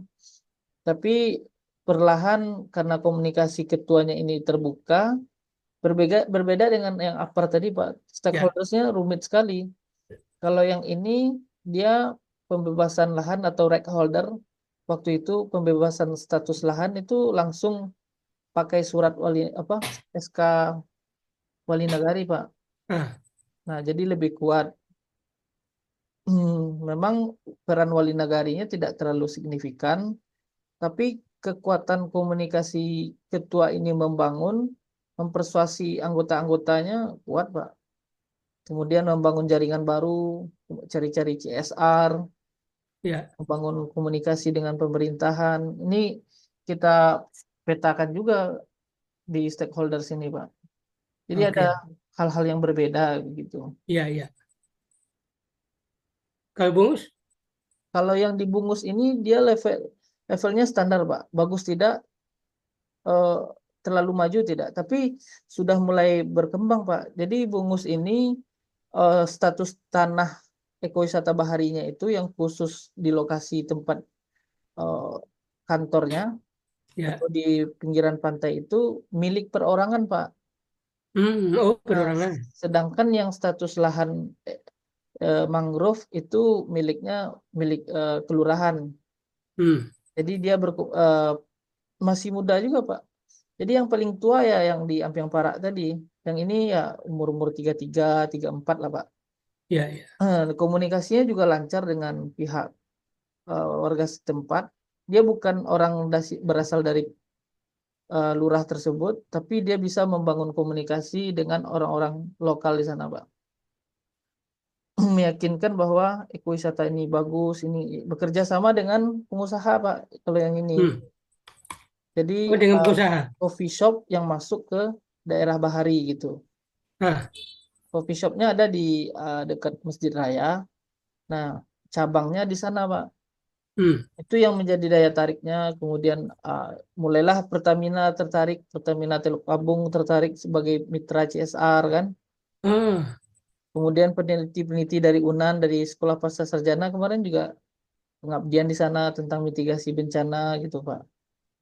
Nah, itu yang sudah komunikasinya lancar di sini, Pak. Cuma memang kita lihat untuk masih single factor ada bentuknya penyamaan dengan yang Priaman. di Pariaman, Pak. Iya, iya. Nah, kalau yang di Ampiang Para itu dia tidak terlihat dia ketua, tapi Nah, dia itu dia. menyatu, Pak. Iya, Nah, itu kita mau menghasilkan model nanti kan. iya, iya, iya. Oke. Eh, kemudian yang berikut saya mau sampaikan juga, kalau outputnya model, tentu ini memang berat juga ya. Ya, ada analisisnya tentu ya, analisis modeling ya. Ya, Pak. Jadi Pak Fuad harus kuat di modeling. Di, ada mata kuliah modeling enggak, Yuna? Belum pernah dapat, Pak. Kita dapat mata kuliah falsafah sains saja kemarin waktu itu, Pak. Dari Pak Helmi. Hmm. Jadi kalau menghasilkan model itu harus kuat di modeling. Di modeling ya, Pak ya. Ya, modeling yang bisa menggunakan nanti kan tentu fasilitas komputerisasi ya. Komputerisasi nanti eh, ya mata kuliahnya modeling. Modeling itu macam-macam juga. Program modeling itu juga macam-macam. Jadi eh, membuat apa namanya itu kalau di komputer itu SPSS, Pak. Fuzi. oh, bukan, tidak bisa. Bukan Tidak ya. sampai itu. Kalau modeling itu tersendiri harus ada program yang bisa membuat modeling, Hmm. membuat model. Karena kalau model itu nanti X-nya itu macam-macam, XI kadang-kadang X X1, X2, X1 tambah 2, X1 kali 2 bisa begitu, X1 kali 2, X1 kali 3, macam-macam. Jadi eh, gimana cara modeling ini satu mata kuliah yang bisa membuat model dari variabel-variabel dari faktor-faktor yang banyak sekali. Berarti dalam ini pengkajiannya ya Pak ya. Ya, tidak hanya nanti dari, saya khawatir nanti Papua dari 3 ini ambil pelajaran dari situ, bikin model sendiri. Muncul malah modelnya yang di Indonesia Papua. Kalau kuantitatif, nggak bisa. Ya. Harus ada analisis modeling. Hmm. Analisis model itu. Nah, kuliahnya di kuliah modeling. Saya nggak tahu di UNAN apa ada atau tidak. Iya. Pak boleh Fuad share screen terkait rumusan Fuad Pak? Ya, yang mana yang tadi? Yang rumusan masalah Fuad yang apa? Yang Oh gitu. di Silakan, silakan. ini. Ini sudah kelihatan Pak. Udah. Nah 3 ini sebenarnya eh, yang akan kita cari Pak. Hah? Pertama siapa saja stakeholders, itu pemetaan eh, stakeholder kan Pak. Ya. Ini melihat dari kondisi existing yang kita lihat, nggak kita analisis tapi tidak kuat. Tapi kalau gitu tidak pakai harus berarti Pak Fuan ya? Ya, ya, eh, tidak harus ya Pak ya. Tidak ada kata harus harusnya. Kalau harus itu kan berarti eh, Wajib ya Pak ya. ya Berarti kita ini kita mengungkapkan faktanya aja kan. siapa saja stakeholder yang berperan gitu ya Pak ya. Ya. Kita kuningan Pak. Nah, terus yang kedua kita lihat komunikasi kesepahaman. Ini yang sebenarnya komunikasi konvergen kita lihat Pak. Ya. Analisis stakeholdersnya. Apa? Kesepahaman dengan waktu apa kita lihat ini dari komunikasi konvergennya bagaimana dari 3 tahap itu Pak. Cara menganalisisnya. Nah, Nah, ini juga tapi tidak tergambar di sini kuantitatifnya Pak ya. nah kuantitatifnya itu di yang ketiga ini Pak. Oke, 3. Setelah melihat pola apa variabel-variabel yang kita temukan di atas, Hah? terus kita analisa dengan ada kemarin saya diskusi Pak pakai aplikasi Fuzi melihat peran stakeholdersnya Pak. Apa pengambil keputusan yang dominan dalam pengembangan ekowisata ini. Oke. Ada yang nomor 2 tidak kuantitatif berarti. Ini kualitatif Pak, yang nomor 2 Pak. 2 ini tahapnya tahap 1 kualitatif, tahap 2-nya baru kuantitatif Pak. Oh begitu. Jadi tapi kalau sudah ada kata-kata kesepahaman, Mm-mm. berarti Pak Fuad sudah menyatakan bahwa situ terjadi konvergensi komunikasi atau komunikasi konvergensi. Ya di awal Pak, Nah, saat ini tapi tidak berlanjut Pak. Nah, oh itu gitu. menjadi di satu kasus di satu Ampiang Parak itu dia berlanjut Pak. Ya. Di Teluk Buo berlanjut, wisatanya masih Nah, jalan, masih ada. Nah, di Apar itu berlanjut berlanjut wisatanya Pak, tapi tidak terkelola dengan baik lagi, sampah berserakan di mana-mana, ya. tidak ada pengelolaan yang serius, tidak ada masuk karcis Pak. Kalau di Teluk Buo dia tidak menggunakan karcis masuk Pak, masuk saja tapi beli kopi gitu kan Pak. Income-nya dari sana dia dapat. Di apa di Ampiang Para dia ada karcis masuk sana, dikelola dengan rapi lah begitu Pak. Nah,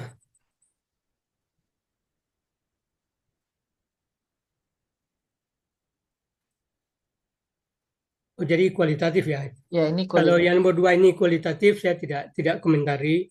Tapi kalau kuantitatif yang saya lakukan dulu, yang sulit itu adalah di analisis. Di analisisnya. Bagaimana mengukur kesepahaman. Di situ kesulitannya. Jadi kalau tadi dikatakan Pak Heri, ya 2 saja sudah payah, 3 saja sudah payah, apalagi kalau banyak kan begitu ya. Nah itu kalau kita mengukur kesepahaman. Di sini sulitnya. Bagaimana sih mengukur kesepahaman? Dulu itu saya mau kuantitatif ya, Ya, tapi karena apa? Saya konsultasi dengan ahli statistik. Jadi di jurusan statistik sendiri. Saya datang ke fakultas statistiknya, ya Pak. saya konsultasi, saya cari orang di situ, dosen, orang yang ahli statistiknya. Saya kemukakan ini data saya, bagaimana analisis statistiknya, diangkat tangan. Oh, ini tidak bisa dengan statistik. Iya, iya. Terus caranya kemana? Coba cari ke matematik. Saya Hmm, datang lagi ke orang ahli matematik. ya Juga di Pak. situ di universitas saya itu, Mm-mm. fakultas yang lain tentu dengan saya. Ini yang ahli yang diakui oleh universitas. Saya datang ke ahli matematiknya. Saya sampaikan, itu banyak ibu-ibu ya. Bagaimana ibu begini data saya ingin mengukur kesepahaman antara tiga ini. Data saya seperti ini. Data saya, terus bagaimana analisanya? Dia coba, oh tidak bisa Pak, tidak bisa. Dia juga tidak mengatakan tidak bisa dimatematikkan ini. Terus akhirnya gimana? Saya ambil sendiri, Ya, saya tentukan sendiri. Katakanlah dari sebuah pertanyaan yang jawabnya maksimal itu 10, katakan contoh saja. Maksimal jawabnya 10. Saya tanya ke pertanyaan yang sama ke A, B, dan C, responden saya dari pihak dari semua responden ya, peneliti, penyuluh, petani, masing-masing semuanya nanti. Pertanyaan yang sama saya ajukan pada mereka itu, yang menurut saya bisa jawab semua. Kalau mereka sepaham, kalau sepaham 100% mereka bisa jawab yang sama. Ternyata dari jawaban pertanyaan yang sama itu, jawabnya yang sama itu paling-paling 30%. Bahkan ada yang tidak ada sama sekali yang sama. Nah, jadi dianalisis statistiknya kalau yang nomor 2 itu dikuantitatifkan. Nah, tapi kalau kalau eh, tidak ada yang kuantitatif, nanti nomor 3 datangnya dari mana angkanya? Karena ini kuantitatif gitu. Bagaimana kita bikin model kalau tidak ada data? Nah, itu pertanyaan saya Pak Fuad. ya Pak. Bagaimana bikin model kalau tidak ada data kuantitatif? Ya. Nah, ini sulit, tidak bisa. Model itu tidak bisa hanya dirancang menurut versi kita, tidak bisa. Harus ada analisis modeling yang menggunakan angka-angka. Di situ kesulitan Pak Fuad nanti saya kira. Jadi perlu ada analisis modeling dengan angka ya Pak. Kalau menurut saya, Jadi nomor dua ini bisa kita jadikan sebagai pijakan variabel untuk modeling dengan angka Pak. eh, tunggu dulu, saya tanya dulu nih. Kalau Pak Fuad itu apa namanya ya? Kalau modeling itu, model itu kan ada variabel-variabel, ada faktor-faktor yang banyak. Ya. Faktor-faktor yang banyak mungkin ada keterkaitan, mungkin tidak ada keterkaitan Hmm. satu sama lain gitu ya. Nah, melalui analisis modeling dia akan muncul sendiri modelnya seperti apa. Nah, itu tentu dari data-data yang kecil.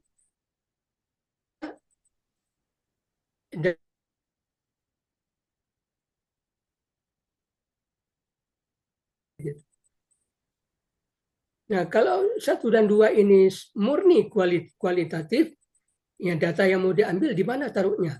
Data apa? Ya, ya Pak, betul. Nah, itu itu kalau pandangan saya. Ya Pak, dilema juga kalau kita merancang model tapi tidak ada analisis modelingnya Pak. Anda bisa, menurut saya tidak bisa. Apalagi untuk S3, S3 kalau konsepnya saya setuju bagus. Pak Fuad keluar dengan model, Ya Pak. tapi untuk model persyaratannya menurut saya itu ya ada angka-angkanya yang bisa masuk analisis. Nanti hasil analisis itu yang dari analisis itu keluar model. Berarti Keluar. betul saran dari Bu Yeni ya Pak ya. Hah? Bu Yeni Octavia kan menyarankan untuk kuantitatif Iya. ya, Oh gitu. mixed method Pak. Ya Pak Fuad bisa saja menggabungkan. Saya kira S3 banyak yang menggabungkan kuanti dan kuali itu. Ya, Pak. Eh, kuanti saja, kalau saya cenderung menyarankan gabungkan, jangan puas dengan kuanti saja. Oke, Pak. Kan kita ingin lebih lebih dalam, kita ingin lebih holistik. Ya. Kuanti itu tidak sepenuhnya juga bisa menjawab persoalan lapangan. Katakanlah nanti Pak Fuad keluar dengan model, ya implementasi model itu di lapangan juga tidak akan jalan kalau tidak ada aspek kualitatifnya. Ya. Itu menurut saya. Tidak semudah itu dia diimplementasikan ya, Pak ya. Oh tidak. Jangankan yang jangankan model komunikasi. Bagaimana model? Oh, tapi ini lagi. Kalau Pak Fuad keluar dengan model tertentu ya, model tertentu. Itu tadi. Jangankan model komunikasi, model yang bergerak dengan tanaman saja, modeling untuk tanaman saja. Bagaimana produksi itu tinggi, yang pengaruhnya jelas faktor lingkungan, faktor tanaman itu sendiri, genetiknya itu yang ciri-ciri agronominya, ya agronomi tanaman, kemudian masalah lingkungan, itu dimodelkan keluar model.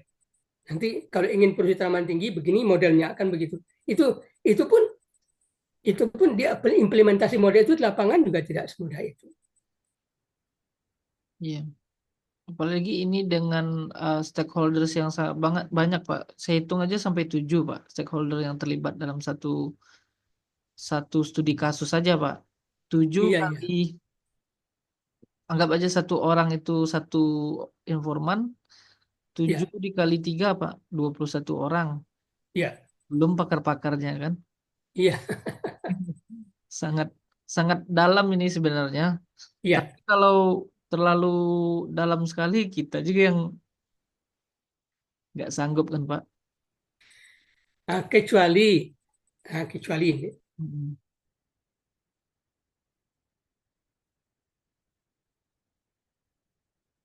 hasil lapangan, nanti Pak Pak, Fuad mohon tinggal maaf, Pak. mencocokkan dengan Dari model-model apa tadi, komunikasi yang Pak? ada. Suaranya putus, Pak. Oh, putus. Ya, tadi putus, Pak. Kecuali Oh apa gitu ya. tadi, Pak? Eh, kecuali pengertian nomor 3 ini, Mm-mm. bagaimana model komunikasi pengembangan kota perkantoran di Sumatera Barat di Sumatera Barat itu kalau Pak Fuad tidak membuat model, tapi berdasarkan data di lapangan nomor 1, nomor 2, kemudian eh, mencocokkan dengan model komunikasi yang ada, kan banyak sekali model komunikasi, yang mencocokkan dengan model komunikasi yang ada, maka Pak Fuad berkesimpulan bahwa model komunikasi yang terjadi di situ adalah seperti ini. Entah kalau begitu. Saya tak tahu kalau pembimbingnya setuju atau tidak. Jadi tinggal mencocokkan dari data nomor 1, nomor 2, cocokkan dengan model komunikasi yang sudah ada yang banyak ini.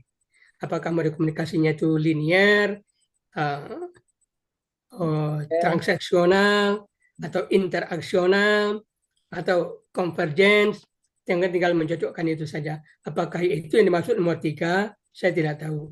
Tapi kalau Pak Fuad membuat model, nah itu menurut saya penting analisis model. Ya, Pak. Cita-cita tinggi tapi analisis masih belajar nih. Sekarang semester berapa nih Pak Fuad? Sekarang sudah semester 6, Pak. Eh, S3-nya? ya, S3-nya, Pak. Sudah Oh, degree. Buat kelasnya degree by riset, Pak. Jadi kuliahnya riset-riset aja, Pak. iya, iya betul ya. Jadi udah mulai berarti ya, nomor 1, 2 ini udah mulai berarti kan kalau bariset. Sudah, Pak. Udah 2 tahun, buat sudah 2 tahun lebih, 2,5 tahun lebih di lapangan, Pak. Jadi sebagai observator sudah lama.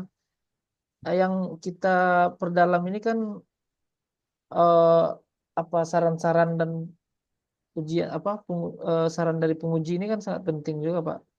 Iya, iya betul. Ini yang kita perhatikan dan kita sama Pak Heri harus kuat nih ini, bersama Pak Zul gitu kan.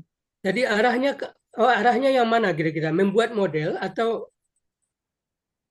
mencocokkan model. Arahnya membuat model, Pak. Memang berat sebenarnya. Oh iya, kalau membuat model ya, Berat, Pak. ya saya kira ya cukup berat. Cuma Berat. waktunya sudah cukup panjang ya, persoalannya ya gimana nanti itu ya. Jadi saya juga tidak punya ilmu tentang analisis modeling, tapi saya tahu bahwa ada teman saya di belum lama tamat juga di UNAN di pertanian, tapi pertanian tadi tentang komoditi bawang merah. Sebenarnya penelitiannya menurut saya ya tidak terlalu rumit ya, tapi dia unggulnya di modeling itu. S3 pertanian, Pak. Ya, Bapak siapa, Pak? Atman namanya. Oh, nggak kenal. Bukan dosen pertanian, Pak. Oh, bukan. Dia peneliti. Oh iya. Cari aja disertasinya. Iya, Pak. Ya kita eh, sebenarnya yang modeling ini kan banyaknya di kedokteran, Pak. Ya. Kita lihat apa mereka menganalisis dengan apa model-model tentu bahkan dia buat dengan namanya sendiri, Pak. Misalnya namanya Fuad, Pak. Ya, model Fuad gitu. F-nya apa? Nanti pencocokannya berdasarkan temuan lapangan mereka. Terus mereka buatkan aplikasinya, terus dia buat gambar modelnya kan. Jadi memang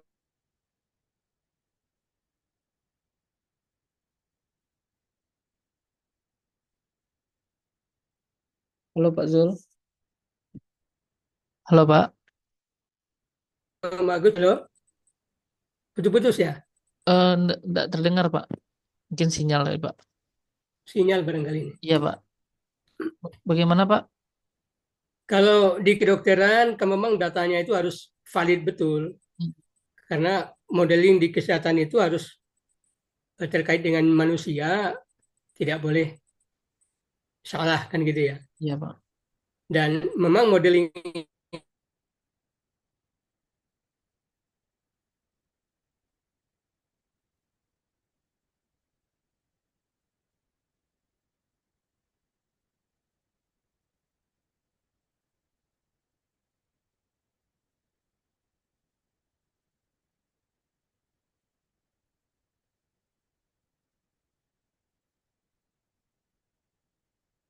ini bisa menjadi paten.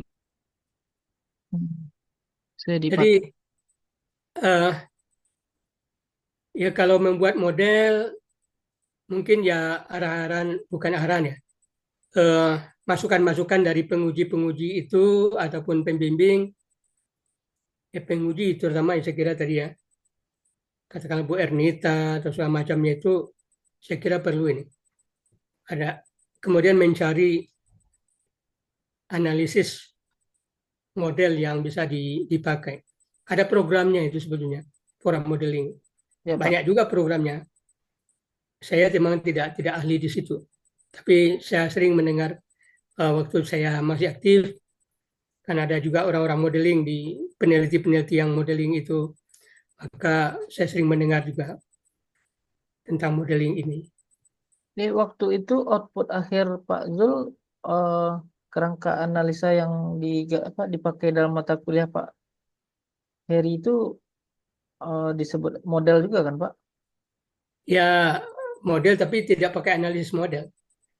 Ya yang apa namanya yang ada baris-baris bukan apa lingkaran-lingkaran Iya, ada peneliti apa. iya betul. Karena apa itu hanya saya mencocokkan dengan model komunikasinya aja sebetulnya. Ya, Itu yang saya katakan tadi. Kalau nomor 3 ini tidak membuat model, tapi mencocokkan dengan model komunikasi yang terjadi di situ. Nah, seperti yang saya lakukan. oh, itu mencocokkan ya Pak ya berarti Iya, ada saya apa tahu model komunikasi konvergen itu seperti itu. Nah, saya ambil dari 3 ini seperti apa sih model komunikasinya gitu. ya, yang awalnya kincet buat sendiri ya Pak ya. Iya, betul. Terus Bapak transformasikan ke bentuk 3. Iya, Saya betul. nanti transformasikan ke bentuk 7 nih panjang Ah, Pak. itu rumitnya di situ. Jadi kalau bisa kita apa nanti lah istilahnya kan Bapak sudah memperkaya ilmu pengetahuan dari model itu. Nah, nanti Ya, saya juga akan kembangkan di uh, wisata bahari, Pak. Kalau Bapak kan fokusnya di pertanian. ya.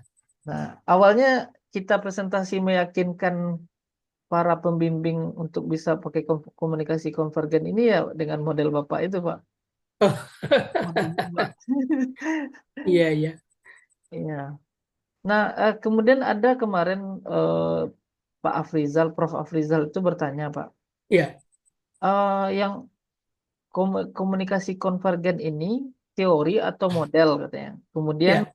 masuk ke ranah ilmu komunikasi atau itu development communication atau komunikasi pembangunan katanya. Dengan yakin saya jawab kemarin komunikasi pembangunan, Pak. Cuman nggak tahu nih gimana jawaban Pak Zul sebenarnya. Kalau sebetulnya menurut saya ya, Ya, Pak. komunikasi pembangunan ini adalah menggunakan teori komunikasi untuk pembangunan. Ya, Itu sebetulnya seperti itu. Tidak ada teori komunikasi pembangunan yang dasarnya komunikasi pembangunan, tidak ada. Teorinya komunikasi. Teorinya komunikasi. Maka kita belajar, saya belajar itu teori komunikasi satu, teori komunikasi dua, yang advance gitu ya. ya, Pak. Jadi teori komunikasi yang kita pelajari, komunikasi antar manusia, teori komunikasi antar manusia. Dan itu yang diterapkan di dalam uh, uh, pembangunan. Itu yang dilihat untuk pembangunan ya seperti apa kan begitu. Jadi komunikasi pembangunan menurut saya tidak ada teori khusus. Teorinya teori komunikasi. Hmm. Nah, komunikasi konvergen pun Kinket itu bukan orang komunikasi pembangunan, tapi orang komunikasi iya. Orang ilmu sosial dan ilmu perilaku uh, yang menciptakan konvergen itu. Jadi seperti itu. Jadi memang kalau mau dikatakan komunikasi konvergens, ya kalau Kincaid mengatakan ini model, ini Model ya. model, ya the convergence model of communication, Ya, bukan teori ya, Pak ya. bukan teori, Ya. bukan teori. Terus Hmm. teorinya dekat kemana? Kalau dekatnya sebetulnya ke komunikasi, tapi persoalannya uh, kita di UNAN menganggap bahwa komunikasi pembangunan ini sebuah sesuatu punya teori dasar, punya ini kan begitu.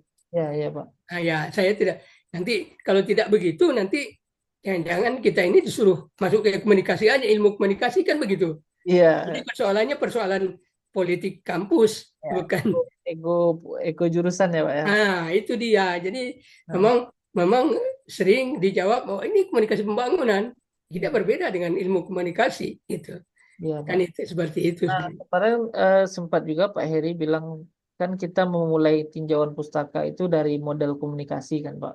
Ya, Nah, langsung saja ke komunikasi pembangunan ya, komunikasi konvergen katanya. Kita ya, udah buat nih model komunikasi sebagai apa arahnya kan, Pak. iya, Memang ini betul yang kita cari gitu.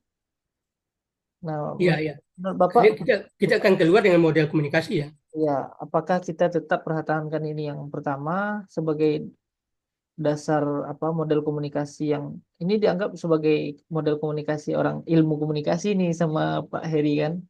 Iya, iya, iya betul. Tapi yang komunikasi konvergen taruh yang di nomor dua Pak. Ya kalau nggak salah ya nomor dua. Jadi bagaimana menurut Bapak coba? Nomor tiga malah. Kalau kalau apa ya susah juga kalau dengan pembimbing kita tidak bisa anu juga sebetulnya tidak Iya, bisa berargumen terlalu banyak gitu ya. ya betul Pak. Jadi kita pandai-pandai aja lah. Jalur tengahnya itu memang untuk memperkuat model sebenarnya perlu ada model komunikasi di depannya Pak. Nanti kalau Iya, penguji lain bertanya lagi, loh kenapa tidak ada membahas tentang model satupun gitu kan? iya itu dia. Itu rancu juga deh kita diserang lagi. Eh, ya mungkinnya Pak Pak beranggapan bahwa komunikasi konvergensi itu adalah sebuah model. Jadi Ya, udah fokus ke situ aja, mungkin begitu ya. ya sampai itu tuh udah role modelnya Pak Zul lah gitu.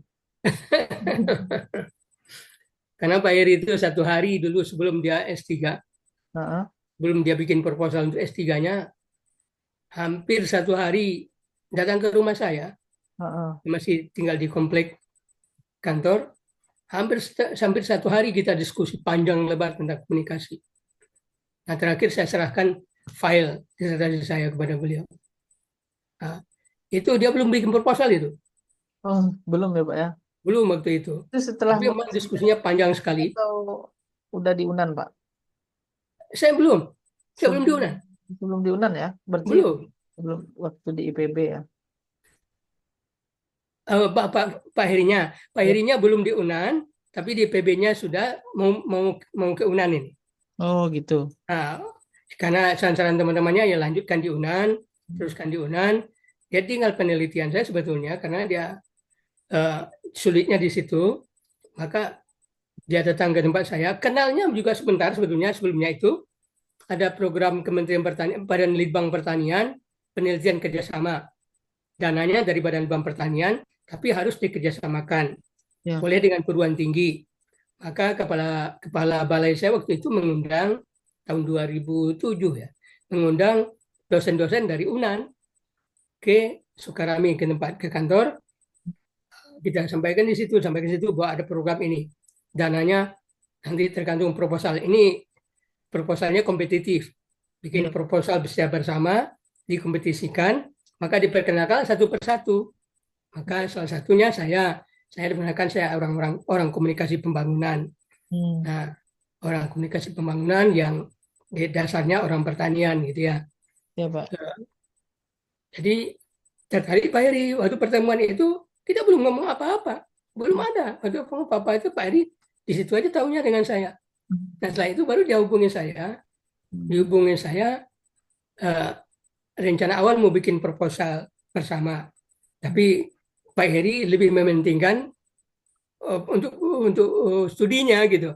Ya Maka Pak. datang ke rumah saya, ceritanya bukan lagi di set proposal untuk bersama, tapi bagaimana komunikasi itu.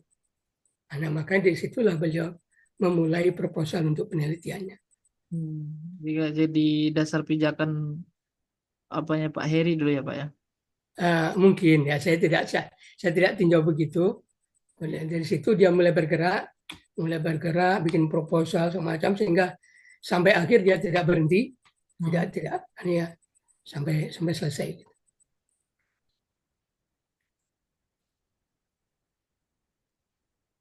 Jadi kalau kalau seperti yang saya lakukan, kalau 7 stakeholder memang rumit juga. Iya Memang Pak. rumit. Kira-kira berapa yang kalau tidak dimasukkan semua mereka ini terlibat juga Pak. Bisa-bisa, Heeh. cuma bisa-bisa, tapi yang pertama, apakah dosen, pembimbing dan penguji bisa setuju dengan cara yang saya lakukan itu? Ya kan bisa saja bikin pertanyaan yang sama, masukkan ke orang yang sama, yang kita anggap semuanya itu harus tahu, harus Ya. sama-sama tahu, kan nanti lihat berapa persen kesamaan jawabannya. Sederhana sekali. Iya, iya. Ya, akan analisis matematik ataupun statistik tertentu. Ya, sederhana sekali gitu. Nah, jadi saya dulu karena sudah saya cari statistik nggak bisa, matematik tidak bisa, akhirnya dosen bimbing saya juga menyerahkan kepada saya. Izin Saya seperti mempertahankan itu gitu. seperti ini dulu kan Pak. Hmm. Ini kuesionernya ya. Iya Pak. Ini pertanyaan yang general gitu ya Pak ya. Ya, ini yang umum karakteristik. Kemudian di nomor 10 ini baru masuk ke tahap eh, pertanyaan yang sama ini Pak. Skala Likert-nya kan. Iya, iya Ya, betul. ya, Pak. Mereka tinggal pilih, saya Mhm. lihat mana yang sama gitu. Kalau sekarang sangat mudah kali kalau bisa pakai Google Form kalau mereka mau ya Pak ya. Iya betul, sekarang sudah bisa ke Google Form. Ya. Jadi kemarin itu setelah konsultasi Pak, kalau kita pakai analisis fuzzy, ini pakar-pakar saja. Maksudnya pakar ini kita yang menentukan Pak. Expertnya udah minimal 10 apa 15 tahun. Kita yang menentukan sebagai peneliti Pak. Ah, Dia pedagang di tempat itu, sudah berpengalaman 10 tahun. Atau dia sebagai ketua Pokdarwis atau anggota Pokdarwis yang lebih dari 10 tahun. Itu ya, ya. kita anggap sebagai expert. Nah, dari expert-expert ini yang kita kirim kuesioner, Pak. Nggak harus banyak, tapi respondennya nggak harus banyak. Bisa Hmm, 5, 10 kan. Kalau yang pakai responden lain kan sampai 200, 300, Pak. iya, iya, iya. Kita terbatas di lokasi kan. Nah, rencananya untuk merancang model itu pakai analisis fuzzy itu, Pak. Yang pakai hierarki proses. Mhm. Sebenarnya saya belum terlalu paham juga, Pak. Tapi nanti dipelajari lagi. Ada Oke. disertasi dari apa mahasiswa IPB kan. Ah, Coba. ah, itu berarti kan sudah mulai ada persiapan di situ. Ya, Ya, Pak. tidak apa-apa dicoba dulu. Ya, Pak. Pak Zul, ini terima kasih banyak sampai malam, Pak. Sampai jam 10. Sudah 2 jam Jam bersama. 10 ya, Ya, Pak. 2 jam lebih kurang ya. Yang lebih kurang. Terima kasih banyak ilmunya, Pak. Mungkin tidak sekali ini saja kita, apa, Pak. Mungkin saya agak nyinyir nih ke Bapak. Insya Allah, insya Allah. Untuk cari ilmu kan. Mumpung masih ada orang-orangnya nih, Pak. Kalau Lawrence Pinchet ini saya prediksi dia dulu laki-laki, Pak. Dari namanya. Perempuan nih. Dia perempuan dan dosen Bapak ya, Pak ya. Bukan, jadi dia berkunjung ke situ, ke universitas itu, saya sempat ketemu. Jadi bukan bukan dosen, Bukan bukan dosen. dosen di situ. Dulu tertarik atau tahu tentang Kincet ini dari mana, Pak? Oh, karena ketemu itu aja. Oh, terus Bapak pelajari, telusuri ininya. Oh bukan, kalau penelitiannya maksudnya. Tahu tentang komunikasi konvergen itu. Oh itu kan saya belajar semua semua teori komunikasi itu. Hmm. Karena saya di ilmu komunikasi itu ada ilmu komunikasi satu, ada advance, ada ilmu komunikasi advance. Saya pelajari semua, semua ilmu teori komunikasi itu saya pelajari. Jadi tidak hanya komunikasi pembangunan, jadi semuanya. Oh iya, tidak Nah, fokus makanya di. saya tertarik dengan salah satu itu untuk saya coba lihat. Dan juga itu berdasarkan pengembangan dari penelitian S2 saya. Kalau Hmm. penelitian S2 saya dulu persepsi. Oh. Dua komponen juga, persepsi peneliti dan penyuluh Hmm. tentang interaksi kedua mereka. Waktu itu sedang gembar-gembor riset extension, uh, in, apa namanya, riset extension bagaimana menyatu gitu ya. Jadi itu antar dua itu saya lihat persepsinya sama atau tidak tentang interaksi di antara mereka. Nah kemudian saya kembangkan menjadi tiga di S3, tapi tidak persepsi lagi, tapi komunikasi dan Itu di kampus yang kesepahaman. sama ya, Pak? Kenapa? Itu di kampus yang sama Bapak ini ya. Oh bukan, enggak. Saya S2 saya di IPB. Oh, IPB ya, Pak ya. Ya, Udah jadi apa? Sains komunikasi fakultasnya sekarang, Pak ya. eh, nggak tahu kayak apa itu kemudian. Sudah ada fakultasnya sekarang, Pak. Sains komunikasi. Oh beda kali. Komunikasi dan sains kalau nggak salah itu fakultas. Kalau, kalau tidak saya enggak, bukan. Kalau yang di IPB dia masuk ke Fakultas Ekologi Manusia, enggak salah. Psikologi manusia ya, Pak ya. Iya. Oh, iya. Pernah juga dekannya kita undang sebagai pembicara waktu itu, Pak. Hmm. Ya. Jadi Fuad kerja di mana nih? Saya kerja di Pasca, Pak. Oh di Pasca. Ya, sebagai tendiknya, Pak. Ah, Ya, jadi sambil ngurusin orang kuliah sebagai operatornya, nanti karena itu Pak, siklus saya udah di tempat orang ujian, terus penguji-penguji saya dengar iya, iya, iya, iya. saran-saran mereka kan. Iya, iya, betul Saya ya. rekor terus di memori saya, Pak. Iya, betul, Tapi betul, betul. basic ilmu komunikasi nih, Pak. Oh, basic ilmu komunikasi mantap lah tuh. Kalau Lebih menurut saya bagus. ke Masa? PR, Pak. PR, Public Relation. Ya, S1 dulu di Jogja, Pak. Kemudian lanjutin S2-nya di Komunikasi UNAN. Di Jogja apa? Di UIN Sunan Kalijaga, Pak. Ilmu Oh, komunikasi juga. Di sana kebetulan ada dua jurusan komunikasi, Pak. hmm, Satu penyiaran komunikasi penyiaran Islam, satu yang ilmu komunikasinya. Kalau yang penyiaran itu dia lebih ke teori dakwah, Pak. hmm. Penyampaian dakwah. Kalau kita general korporat kan. Iya, iya, iya, iya. Saya kira kalau Pak Fuad itu dasarnya ilmu komunikasi, ya saya kira sudah tidak terlalu rumit ya, karena basic ilmunya kan menurut saya ya ilmu komunikasi. Ya, Pak. Nah, sekarang kan S3-nya di studi pembangunan, Pak. Jadi waktu prelim itu Pak Heri sampai putar kepala lihat apa Pak, tukar cari teori baru ini, teori komunikasi konvergen itu eh, karena Prof. Afrizal itu bilang Fuad terlalu pede untuk menggunakan teori komunikasi semuanya. Ini bukan jurusan komunikasi katanya kan, Oh gitu. di pembangunan. Jadi Pak Rudi pun bercerita hal yang sama, Pak. Jadi kita urut dada aja karena memang ranah kita memang udah di fokus di multidisiplin ekonomi sosial dan lingkungan itu kan, tambah lagi komunikasi. Nah, sebetulnya kalau saya pribadi ya, Ya Pak. saya pribadi, tapi tidak boleh juga saya mengatakan begitu sebelumnya. Studi pembangunan itu kan apa ya, sebuah jurusan yang besar ya, yang melebar sekali gitu, Betul, Pak. melebar sekali. Memang susahnya di situ, melebar sekali, harus multidisiplin, eh, risetnya yang multidisiplin segala macam ya. Itu menyebabkan satu bidang itu tidak terlalu dalam gitu. Kalau eh,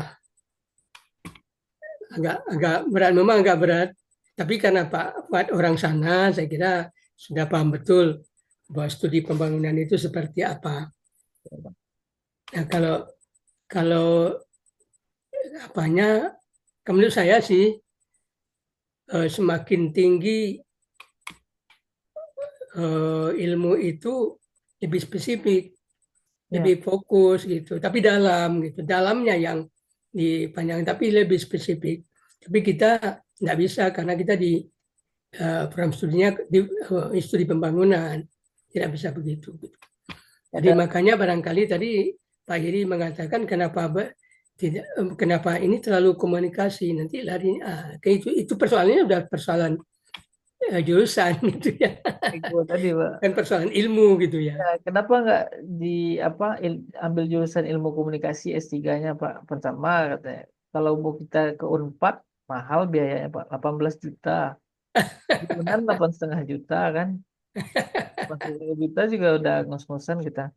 Nah itu sebenarnya Pak. Nah suruh ambil apa akomodasi ke sana. Tentu harus beasiswa Pak. Iya, iya betul.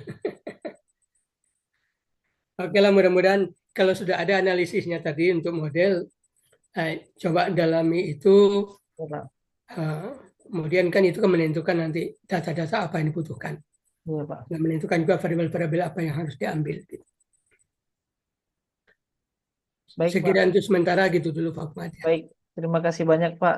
Ya Kalau sama-sama. Pak minta belajar dari PPT-nya juga boleh Pak di-share Pak. Oh boleh boleh, nanti saya kirim nanti ya. Ya Pak. Terima kasih banyak Pak Zul. Ya sama-sama Pak. Amal ibadah ilmu pengetahuan ini tidak putus ya Pak. Amin amin. Juga nanti dan saya juga banyak belajar izin dari riset Bapak saya baca Pak. Satu dari rinci-rincinya saya baca Pak. Bapak penelitian di mana di Tanah Sirah, kemudian di Lembah Gumanti.